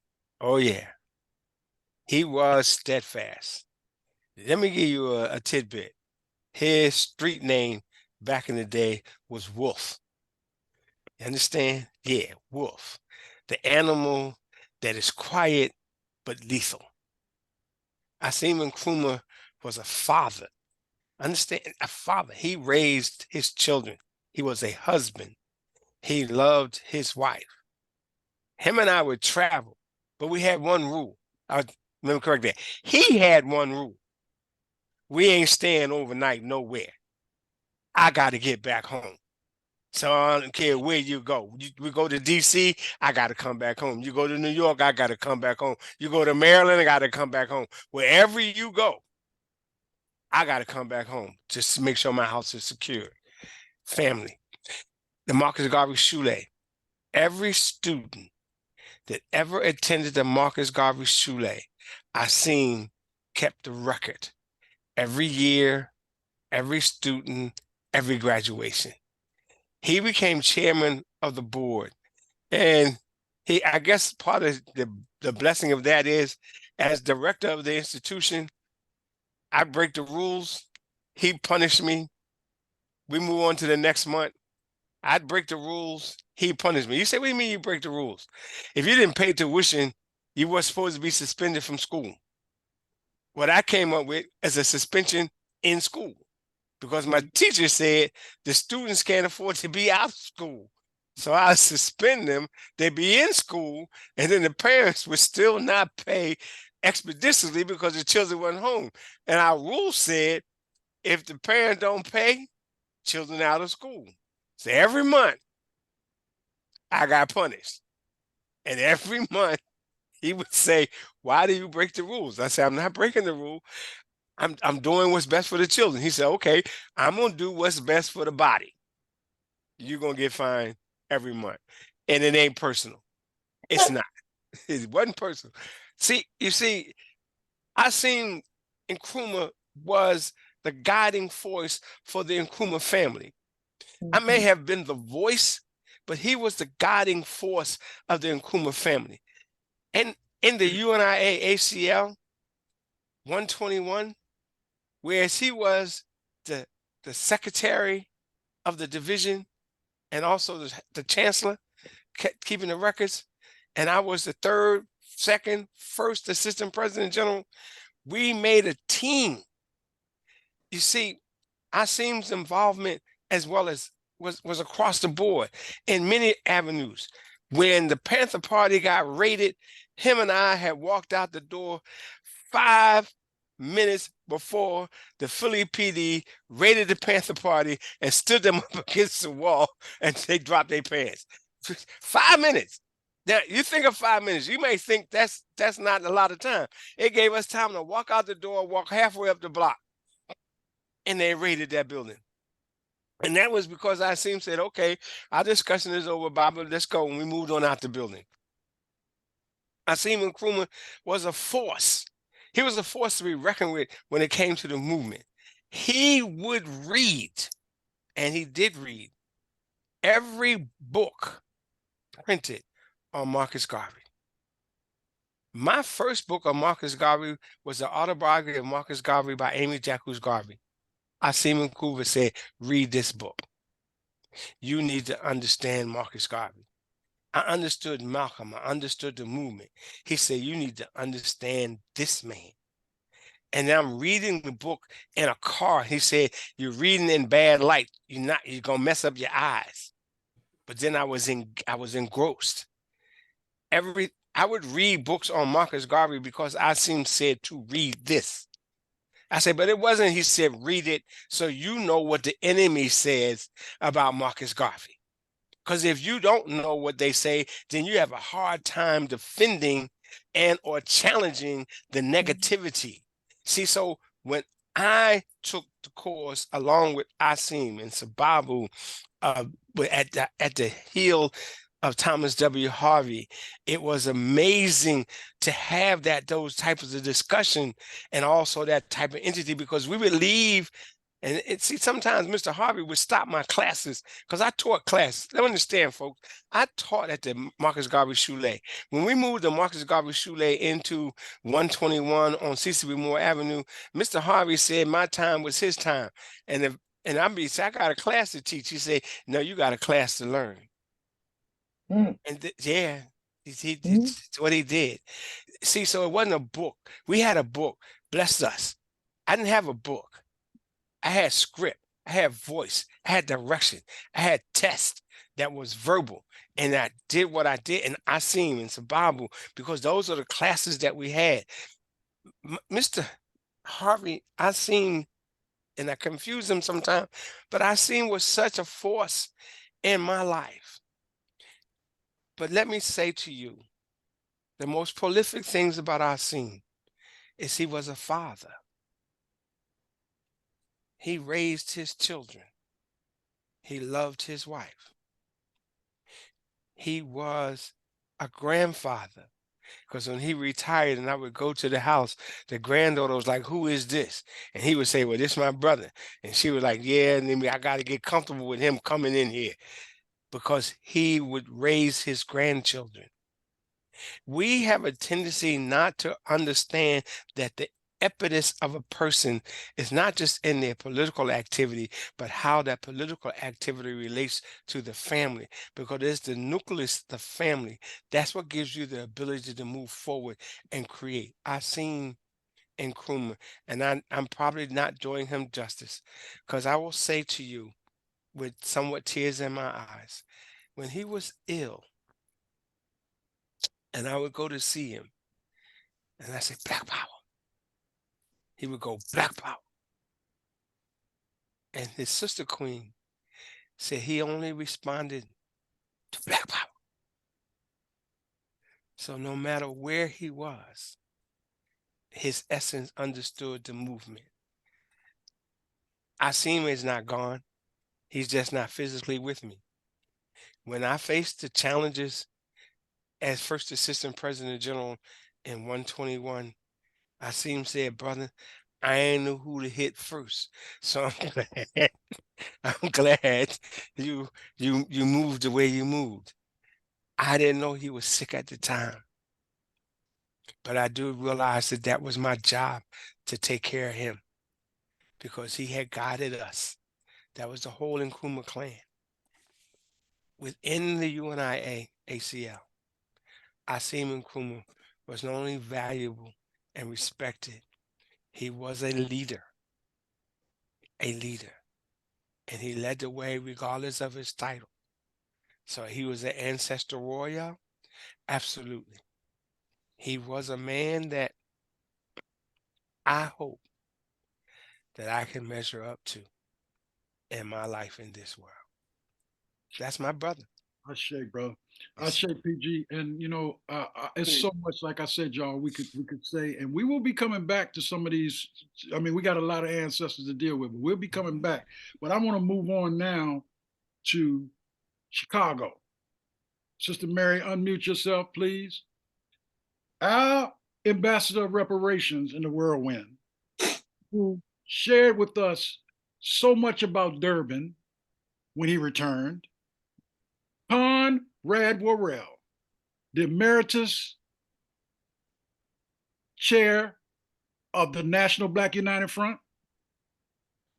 brother who I met in 1983, who was dealing with Charles L. James and everybody, and a very, very powerful brother. I'm going to let Mary talk about Conrad, and I know other people later on, because we got a couple more to do after that. Sister Mary, Conrad. Okay. Dr. Conrad Worrell, I think I said in his obituary, some remarks I made that whenever Black people were in trouble, anywhere in the world, they called on Conrad. Because Conrad would go there and he would make sure that Black people were safe. He was not only the chair of National Black United Front, he was the director of the Center for Inner City Studies. It was later changed to Carruthers Center for Inner City Studies. It was part of a Northeastern Illinois University. He was a professor, but he was a on the ground, boots on the ground, hardworking intellectual and scholar. We had the honor of having him as our last keynote speaker for Division 429 for our Founders Day program. And you know the last thing he said to us? He said, that Bible that you read, put message to the people right next to that Bible. When you read that Bible, read message to the people. He said they go hand in hand. He said when people asked him, how did he survive? How did he survive with all the stuff that he had to deal with? He said, the message to the people. The message to the people. And I asked Conrad one time, I said, Conrad, you got to give us a fundraiser in honor of Irma James, because he made her the Illinois Queen Mother of Illinois. Irma James, before she died, she was dealing with cards, in buff cards, African parade that she did. The Dr. Conrad World did the African Liberation Day Parade on the west side of Chicago. And I used to bring my Black history students on a bus to participate in that parade. Conrad was always everywhere for so many of our people. When Hannibal Afrique was sick, he asked Conrad, I want you to take care of my final ceremony. I want you to do it. So I asked myself the question, when Conrad's time comes, who's going to be there for Conrad? Because Conrad had been there for so many people. He was there for Mr. James. He was there for so many people. And I knew Conrad, and when UNIA 401 was after him, and also 429 was after him, he was so glad that Senghor had started 369. So then he didn't have to choose between 401 and 429, because he knew he would have to answer to Sister Myers or answer to me, Mary Boda. As he used to say, Mary Boda and Brenda, here they come. I know they want something. And sure enough, we would always be asking him for the facilities at the Center for Inner City Studies. And as we plan to the convention for 2024, we in Chicago in 369, we truly miss Dr. Conrad World, because he was one that made it possible for not just UNIA and not just NBUF, but so many Black organizations to come and hear lectures. First time I heard the lady that wrote the book, what's the book? The lady in Washington, D.C., the ISIS Papers. The first time I heard her speak was at Center for Inner City Studies. I think that her first time I heard John Henry Clark might have been there, either at Malcolm X College. I mean, he made sure everybody that was famous, that was about doing anything, Kwame Ture, you name it, they came through Center for Inner City Studies, because as director of that center, he made sure that the people in the community got a chance to know the people who were doing the work. So Mary, I really appreciate that, Mary. I just wanted so people are clear. Irma James was the daughter of Honorable Charles L. James. Yes. For those yes. of you who may not know. So, but we're going to move right forward. Appreciate that, Mary. We're going to move Yeah. forward because I'm still trying to play catch up. And now I want to go back to Adasi, to our dear sister who, from Philly, Baba Akili know every time we come to Philadelphia, me and Zama, we call up Bente. We coming to Philly. She's like, come on, Sister Bente Renee Saul. So without any further ado, back to Adasi, Mama Tendai. She's the other giant we lost this past year, Sister Bente. And I can't even, I'm saying Bente was a woman. Finally, I guess I could just call her a conjure woman, because Bente was always up to date on what was the latest herb, what was the latest, not only that, but what was the best international food. She was one who, if there was anyone who was ill, she knew about it, and she would have packed up something and taken it to them. Or if they didn't have, she would have done the same thing or made a place for them. Bente didn't have any biological children, but she was a mother to many children. And especially one family that she lived with, she raised all of the children. They were closer to her than they were their biological mother. My middle daughter's godmother. She was my middle daughter's godmother. Yes. Go ahead. And that's the kind of person she was. And I'm saying, so Bente was an artist. Great one. She was a wonderful artist. Many people don't know that she sewed many costumes for the children in Conqueron. I got something hanging up in the closet that she sewed for me.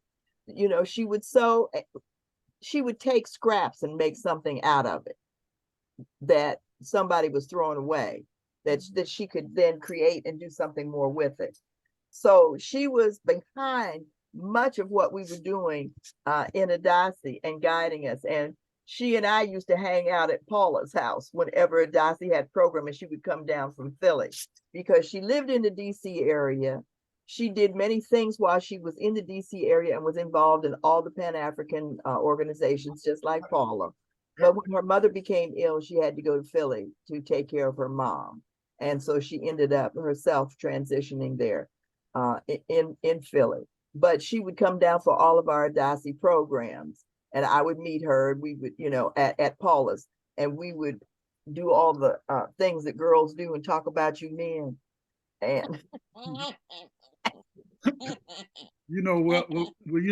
talk about our experiences. Yes. So Sister Bente would put me and Zama up when we come up to Philly, and I mean, feed you well. Feed us very well. Feed you well.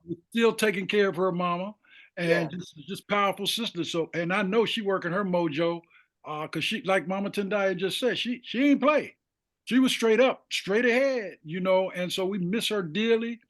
But we know that they all are working their mojo. Now, y'all know we got one more, and I'm gonna open it up round robin for about 10 minutes, and then we're gonna have to start talking about the Nguzo Saba. During that time period, we could talk about mentioning these ancestors and how they related to those 7 principles. So without any further ado, we gotta go back to the PG so he can deal with none other than our traveling ambassador, Renoko Rashidi.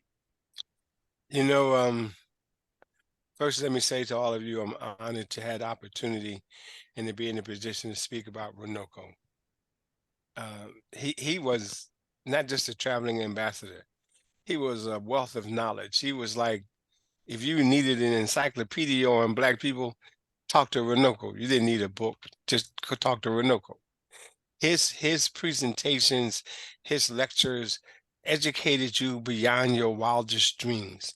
I had the most dubious honor on a number of times when he came to Philadelphia to be his host. Now, what did you think that meant? That meant I had to make sure that he got there on time, that he had what he needed, but then I also had to be a part of the discussion. and I had the opportunity to sit at the table because it was really interesting to me at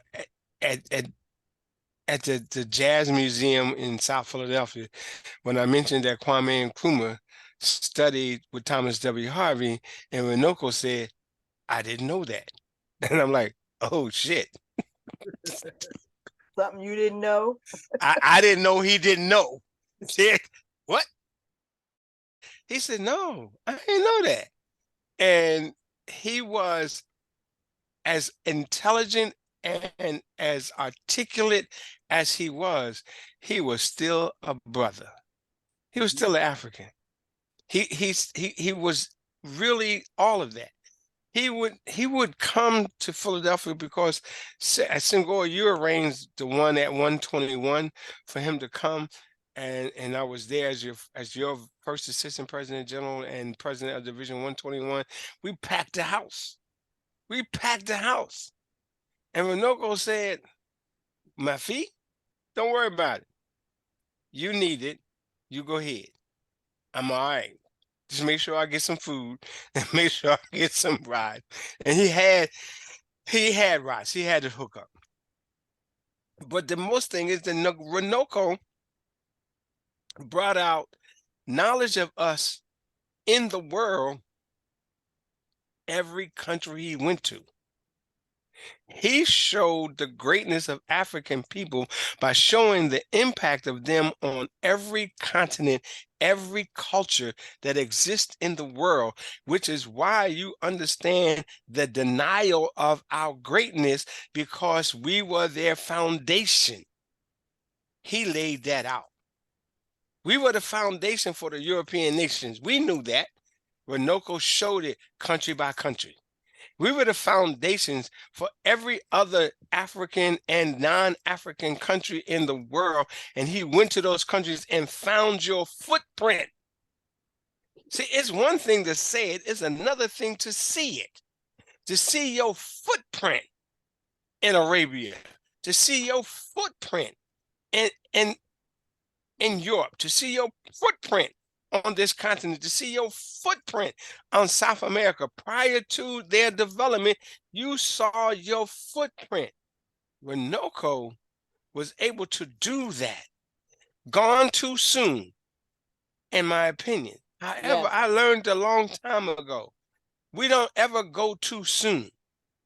We always go at the time that is designated, because that meant the work that you needed to do was done, and what we need to do is carry it on. So he set the stage. We of UNIA, ACL, RC2020 shall carry it on.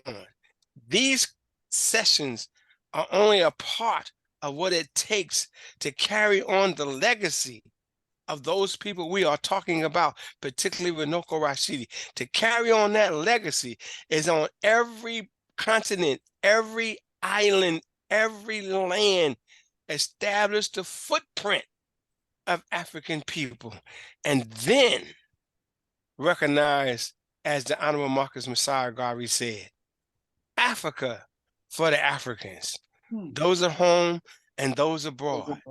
However, if your ass ain't doing shit where you are, keep your shitty ass away from Africa. I know that ain't the proper way to say it.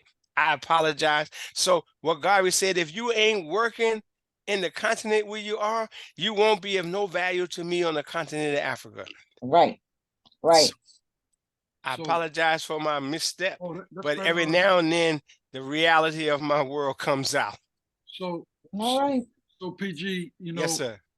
I really appreciate that. And, we could go on and on and on about Baba Renoko, because it's a whole lot, a legacy that is still being built around Renoko's legacy, because Tony Browder, Paul Coates have done a tremendous job supporting the family. But I want to segue in, and I want y'all to think while I share this, because I want to do a quick open discussion for a few minutes before we begin to wrap down. Umoja, unity, to strive for and maintain unity in the family, community, nation, and race. Kuju Chakalia, self-determination, to define ourselves, name ourselves, create for ourselves, and speak for ourselves instead of being defined, named, created for, and spoken for by others. Ujima, collective work and responsibility to build and maintain our community together and to make our sisters and our brothers' problems our problems and to solve them together. Ujima, cooperative economics, to build and maintain our own stores, shops, and other businesses and to profit from them together. Nia, purpose, to make our collective vocation to building and developing our community in order to restore our people to their traditional greatness. Kuumba, creativity, to do always as much as we can in the way we can in order to leave our community more beautiful and beneficial than we inherited it. Imani, faith, to believe with all our heart in our people, our parents, our teachers, our leaders, and the righteousness and the victory of the struggle. Now, does that not sound very similar to the goals and objectives of the Universal Negro Improvement Association and African Communities League? Does that not sound like some of the things you just heard about those 12 ancestors? Does that not sound like the mission and the vision that we must accomplish? Does that not sound like some of the teachings that Marcus Garvey laid out in the course of African philosophy? Yes, it does. And it's so important for us. And one of the things the President General and I struggled with when I said I want to do a pre-Kwanzaa program about the ancestors, PG said, oh, no question, but we're going to do the ancestors all year long. I say, yes, sir. And we're going to practice the Nguzo Saba all year long. So they ain't different. They the same. So some people might have said, well, why did they put those together? The course of African philosophy, graduation of students, our ancestors who are waiting and watching, and who were in the whirlwind of the right excellent honorable Marcus Mosiah Garvey. And in 1966, when this was manifested, the Nguzo Saba, it certainly was manifested on the foundation of African tradition. Back in the days of the Our Own History Club, we did a comparison of the Nguzo Saba and the goals and objectives of the UNIA, and it is absolutely the same. You could go back before the UNIA was born and find those same principles and values and traditions amongst African people. Before the Yurugu came into existence, we had those principles doing Mahat. So without any further ado, I want to start with Dr. Chenзarato, but I want all of us to speak truth to power about anybody you want to talk about or anything you want to talk about relative to the work, the goals and objectives of the UNIA, where it relates to the 7 principles of Nguzo Saba, where it relates to our ancestors. I want to start with Per Ankh energy, with Dr. Chenзarato, if she does not mind. I really am grateful for how much faith, Imani, you have in me being able to do that right at this particular time. So I'm going to first start with how important it is for us to look at how Kwanzaa really is linked to the depth of principles. It's not only what happens December 26th through January 1st every year, it's having those Nguzo Saba principles, the whole foundation of how we heal together, how we remember together, the remembrances that we have, the way that we deal with ceremony, the way we honor family, the way we honor community, and the way we honor our African ancestral nation in all ways, in Ma'at, in truth, justice, order, reciprocity, balance, divine harmony, and righteousness. Yeah,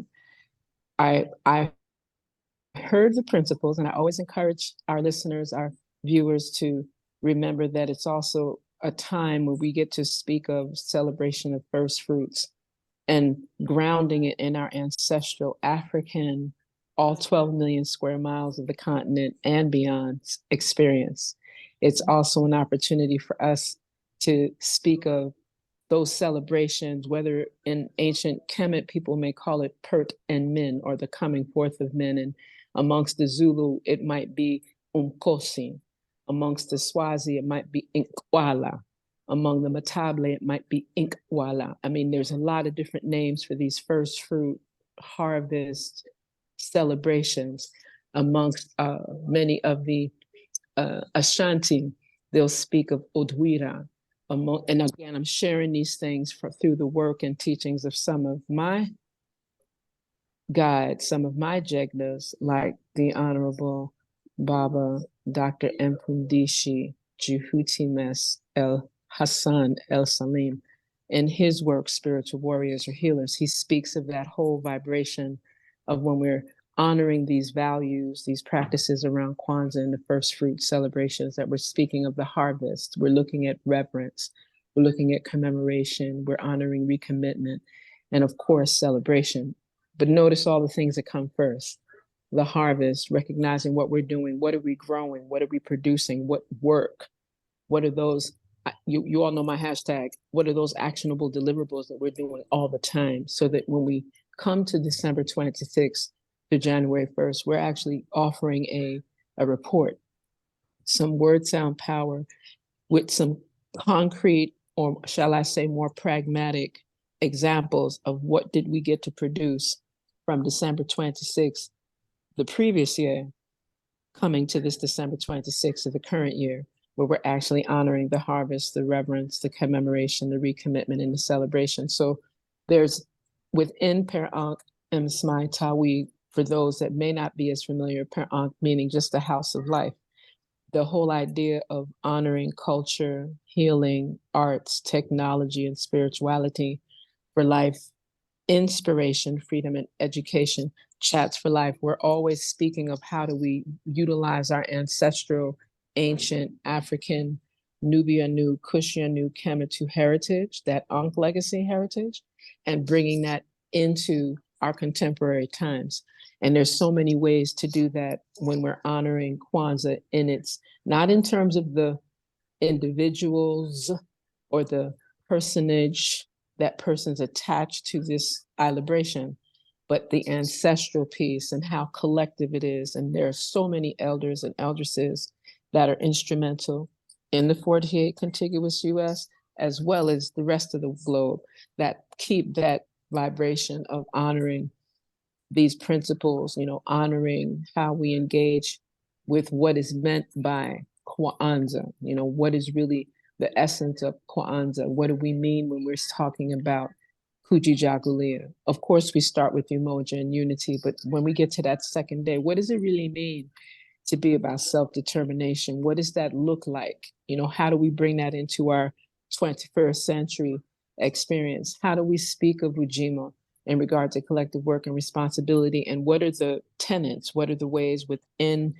our organizations, our governments, our spaces of community, our spiritual houses, our places of work, even if our places of work are hostile, how do we still maintain that vibrational shift of the Nguzo Saba in terms of the 7 principles of Kwanzaa all the time? How do we embrace Ujamaa, cooperative economics, and who are the brothers and sisters in our community that have more skill and talent? Some of us are really good at microeconomics and macroeconomics and finance and branding and marketing. And how do we bring them so that they can too be an integral part of this whole experience of celebrating family, community, nation, and beyond? How do we navigate NIA and purpose? And how do we make sure that people are fulfilling their destiny? Or more correctly, how do we support others in fulfilling their destiny so that that way we are complementary to one another and we're really engaging in reciprocity? How do we share examples of our kuumba, even having gatherings like this one this evening, honoring our ancestors, honoring those that have gone through a successful engagement within the course of African philosophy, being part of willingly and really taking the Marcus Garvey Honor Society to the next level. And when I say to the next level, in terms of elevation, not to say that we better than or anything like that, but that we're elevating it, and we're elevating it for a larger body, so that the same millions that Garvey was able to influence and engage to be part of the UNIA in the early 20th century, that we can have millions that are willing to embrace this type of work. And then, of course, the Imani, like I shared in the beginning. What is the faith? And for those persons that get twisted on the English part, how do we maintain spirituality beyond religiosity in how we engage in honoring, celebrating, commemorating, showing reverence around this time of Kwanzaa? And that's what we offer from the House of Life, Per Ankh Smai Tawi, So it's an honor and a privilege to be able to just share some word, sound power in that regard. And I return the virtual lectern to you, Baba. Asante, I know Garvey sometime when you call on them, they're always ready, but I know Dr. Chinzara was going to be ready. So y'all know what I'm talking about. But anyway, I want to open the floor up because we're not gonna go too much longer. The President General is going to close us out with a message at the end, but I want to open the floor up for something that's on your heart. Anybody remember, there's so much that can be said, but I want you, those that have not shared or that have something that they want to say relative to the discussion, relative to the program, to just let me know. Let me know right now. And not you, PG. Because I want you to wrap up the vibes, but I want to open it up to Baba Mosi, Margot, to everybody that may want to share something that you may think you want to be in this before it ends. We did it all. Baba, I'd like to add something to yes. Queen Mother, teacher, lecturer, technology expert, and all of that. Dr. Chinzara just said, in terms of connectivity, not just in terms of like what she's dealing with spirituality, but in terms of us really embracing and understanding what that means, and noticing that this is the time of year in which, what are we going through? We're closing out.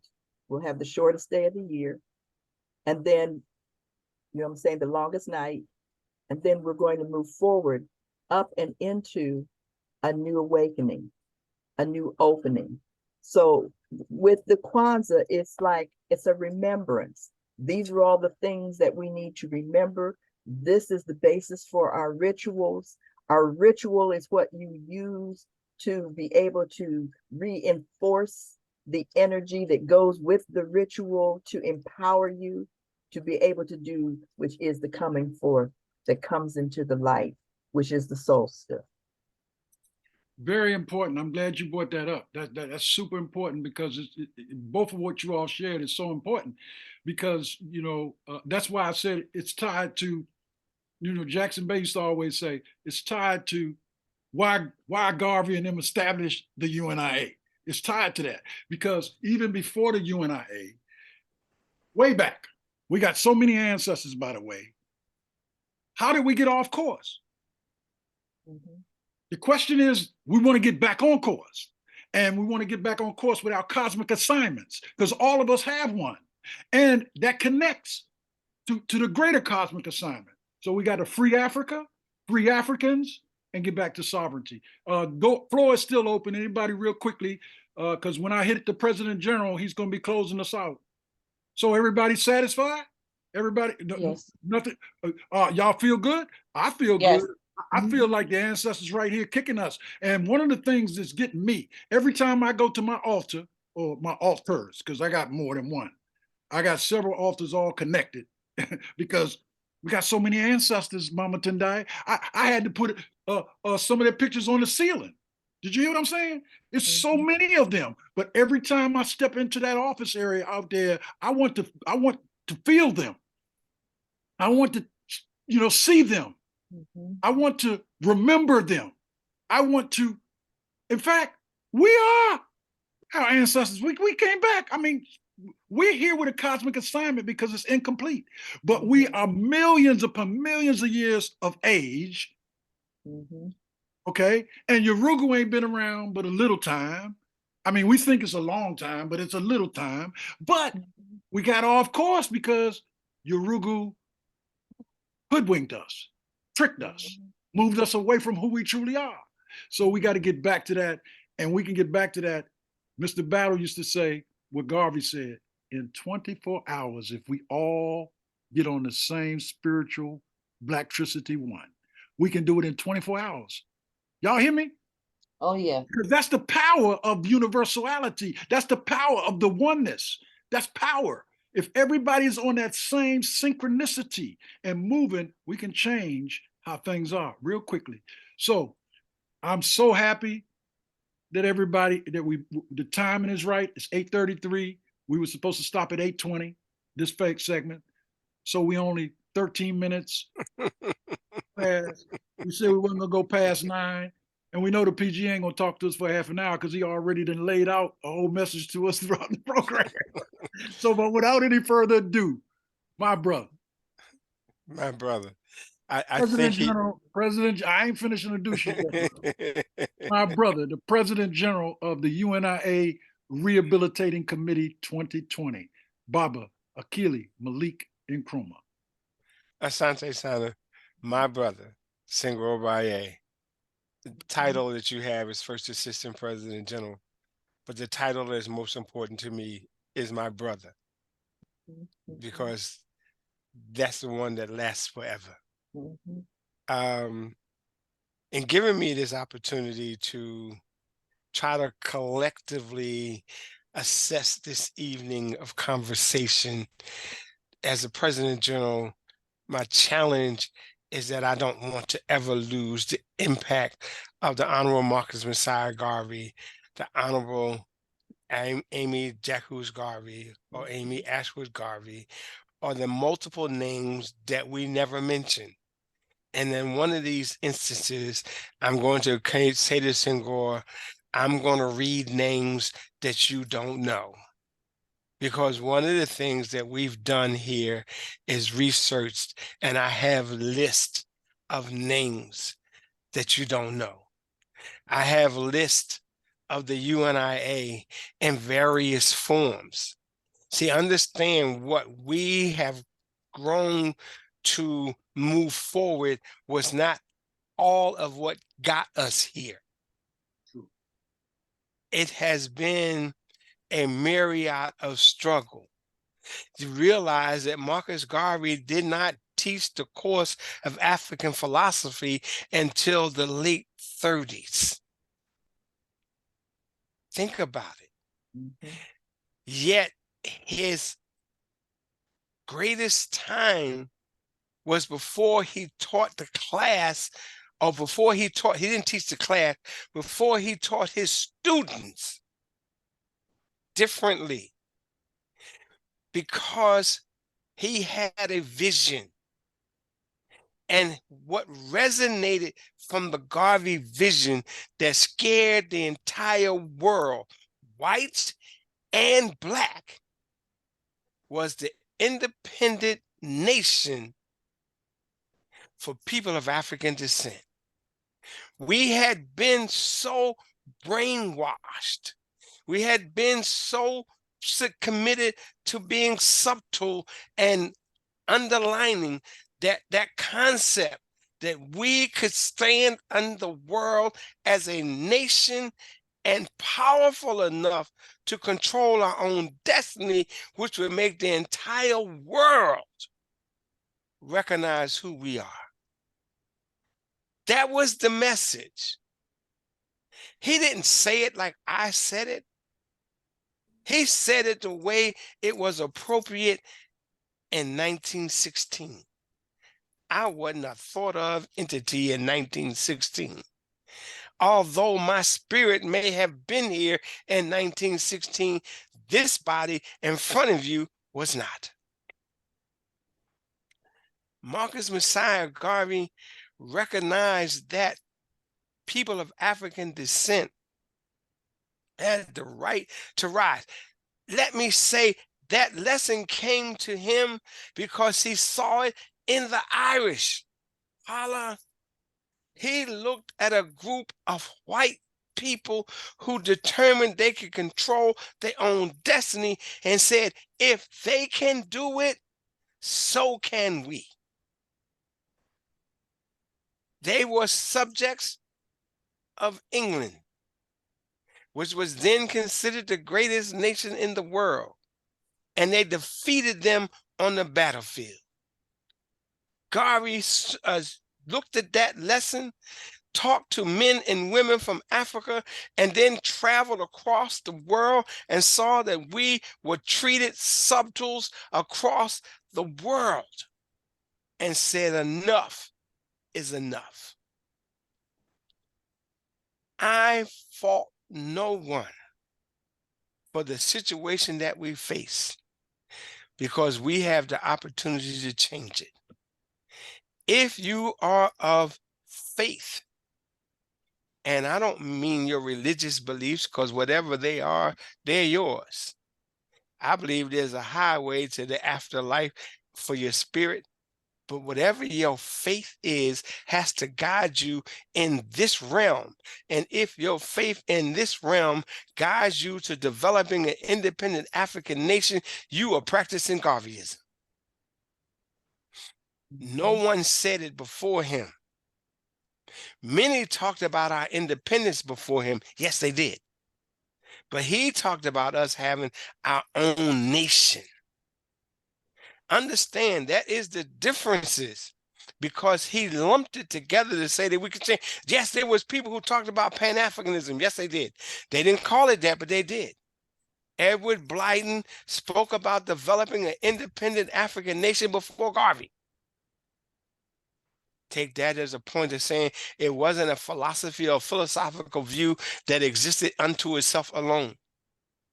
Garvey made it manifest. People think that Garvey was persecuted because he did the male thing. Garvey's persecution was because people of African descent, 25,000 strong, anointing him the president of the continent of Africa. The provisional president of Africa scared the living hell out of white people. How could you raise a Negro to that level? For the continent of Africa, he gonna be the one done in New York City, 25,000 strong from all over the world. He had a target that they said they were going to denounce him, destroy him, and they had colored people on their side because they didn't understand.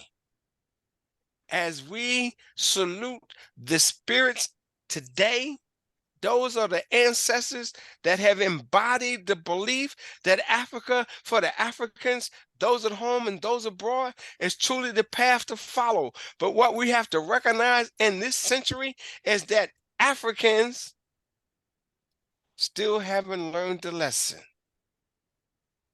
because they still coddle to a European philosophy of independence.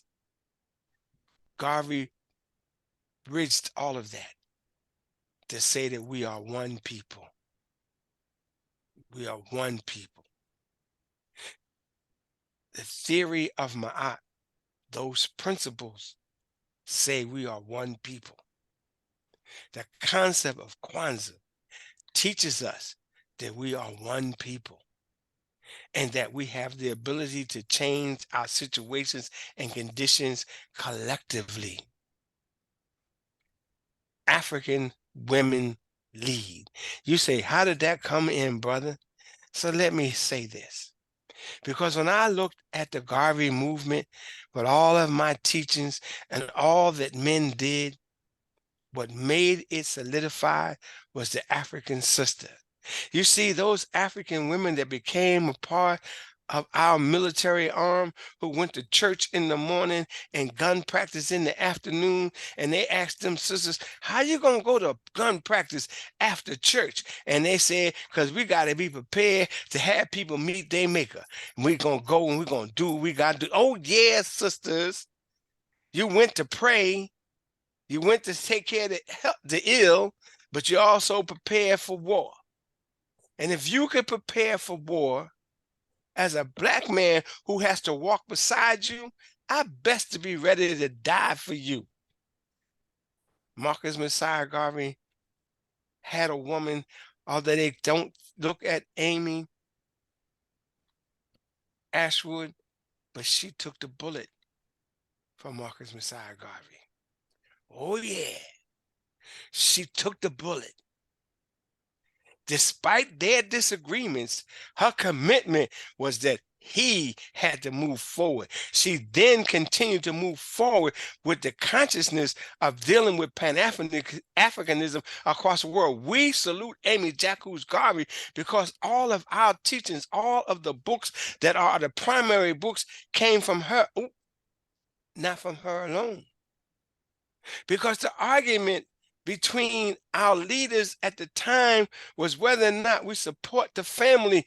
Thomas W. Harvey supported the family and made the book, Amy Jacques Garvey's book, The Garvey and Garveyism, preferably the folks' first book that you read was her work and what they produced. I'm weaving it together, my brother, and I'm going to stop. Because what I want us to understand that as we honor the ancestors tonight, as we honor them, let's make sure that in the scope of things we do, we forget none, and those that we don't know, we bring them forward too. Because there are many that we don't know. Despite the 12 that we talked about, there's many that we don't know who made the sacrifice that allows us to do what we do. Africa shall be a free nation. Africa shall be an independent nation. African people shall have the respect about the world. But we have to change the world. We are not afraid in RC 2020. I am not beholden. I am not afraid to move the needle, because what I understood from my teachings from Thomas W. Harvey and Charles L. James, who taught me the hard lesson, is that it is my responsibility to move the needle. They taught you say hard, that's a hard lesson, because you see, we think this is easy. because we are comfortable. I don't want you to be comfortable in your spirit. I want you to be comfortable in your body. What I want you to be is worker bee in your spirit.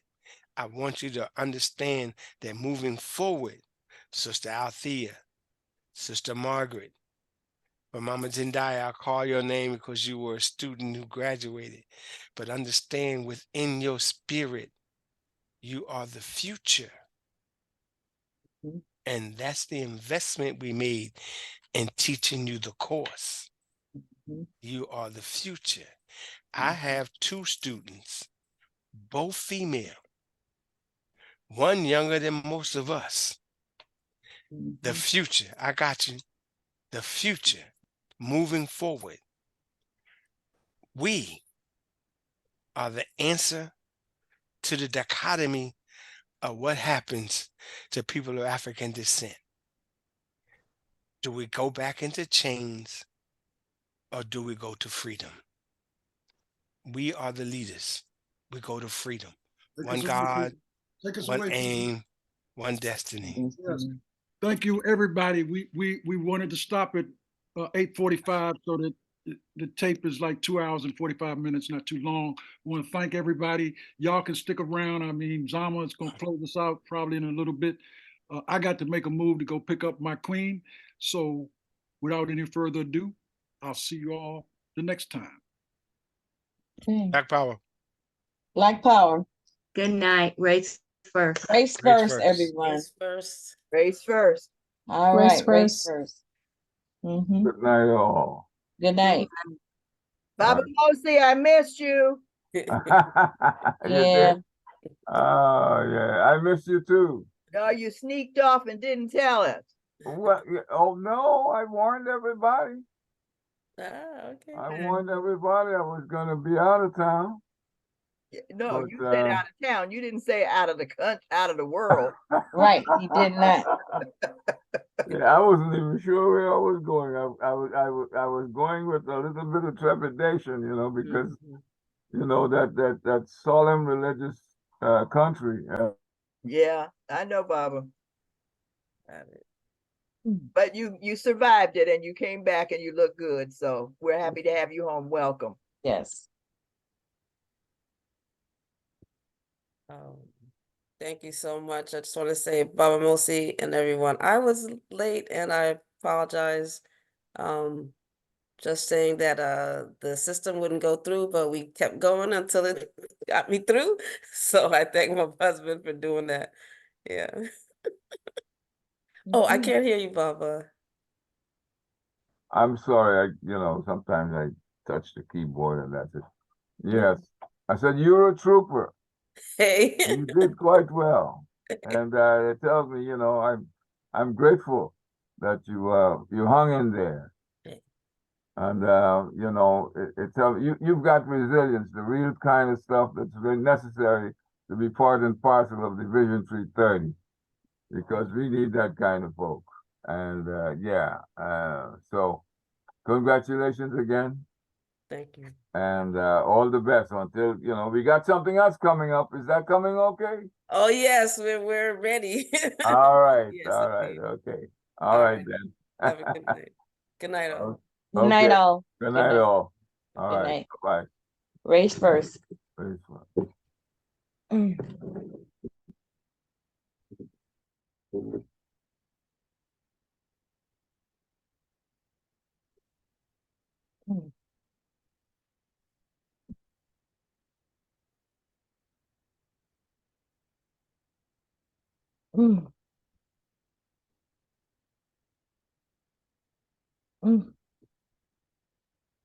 Oh.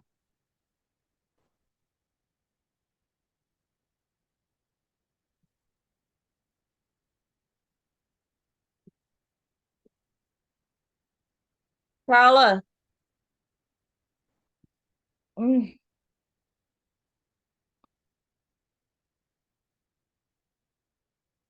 Mm. Mm.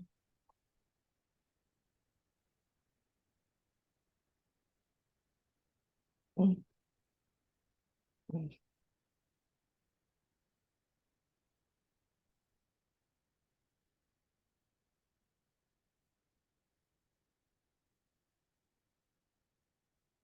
Yes.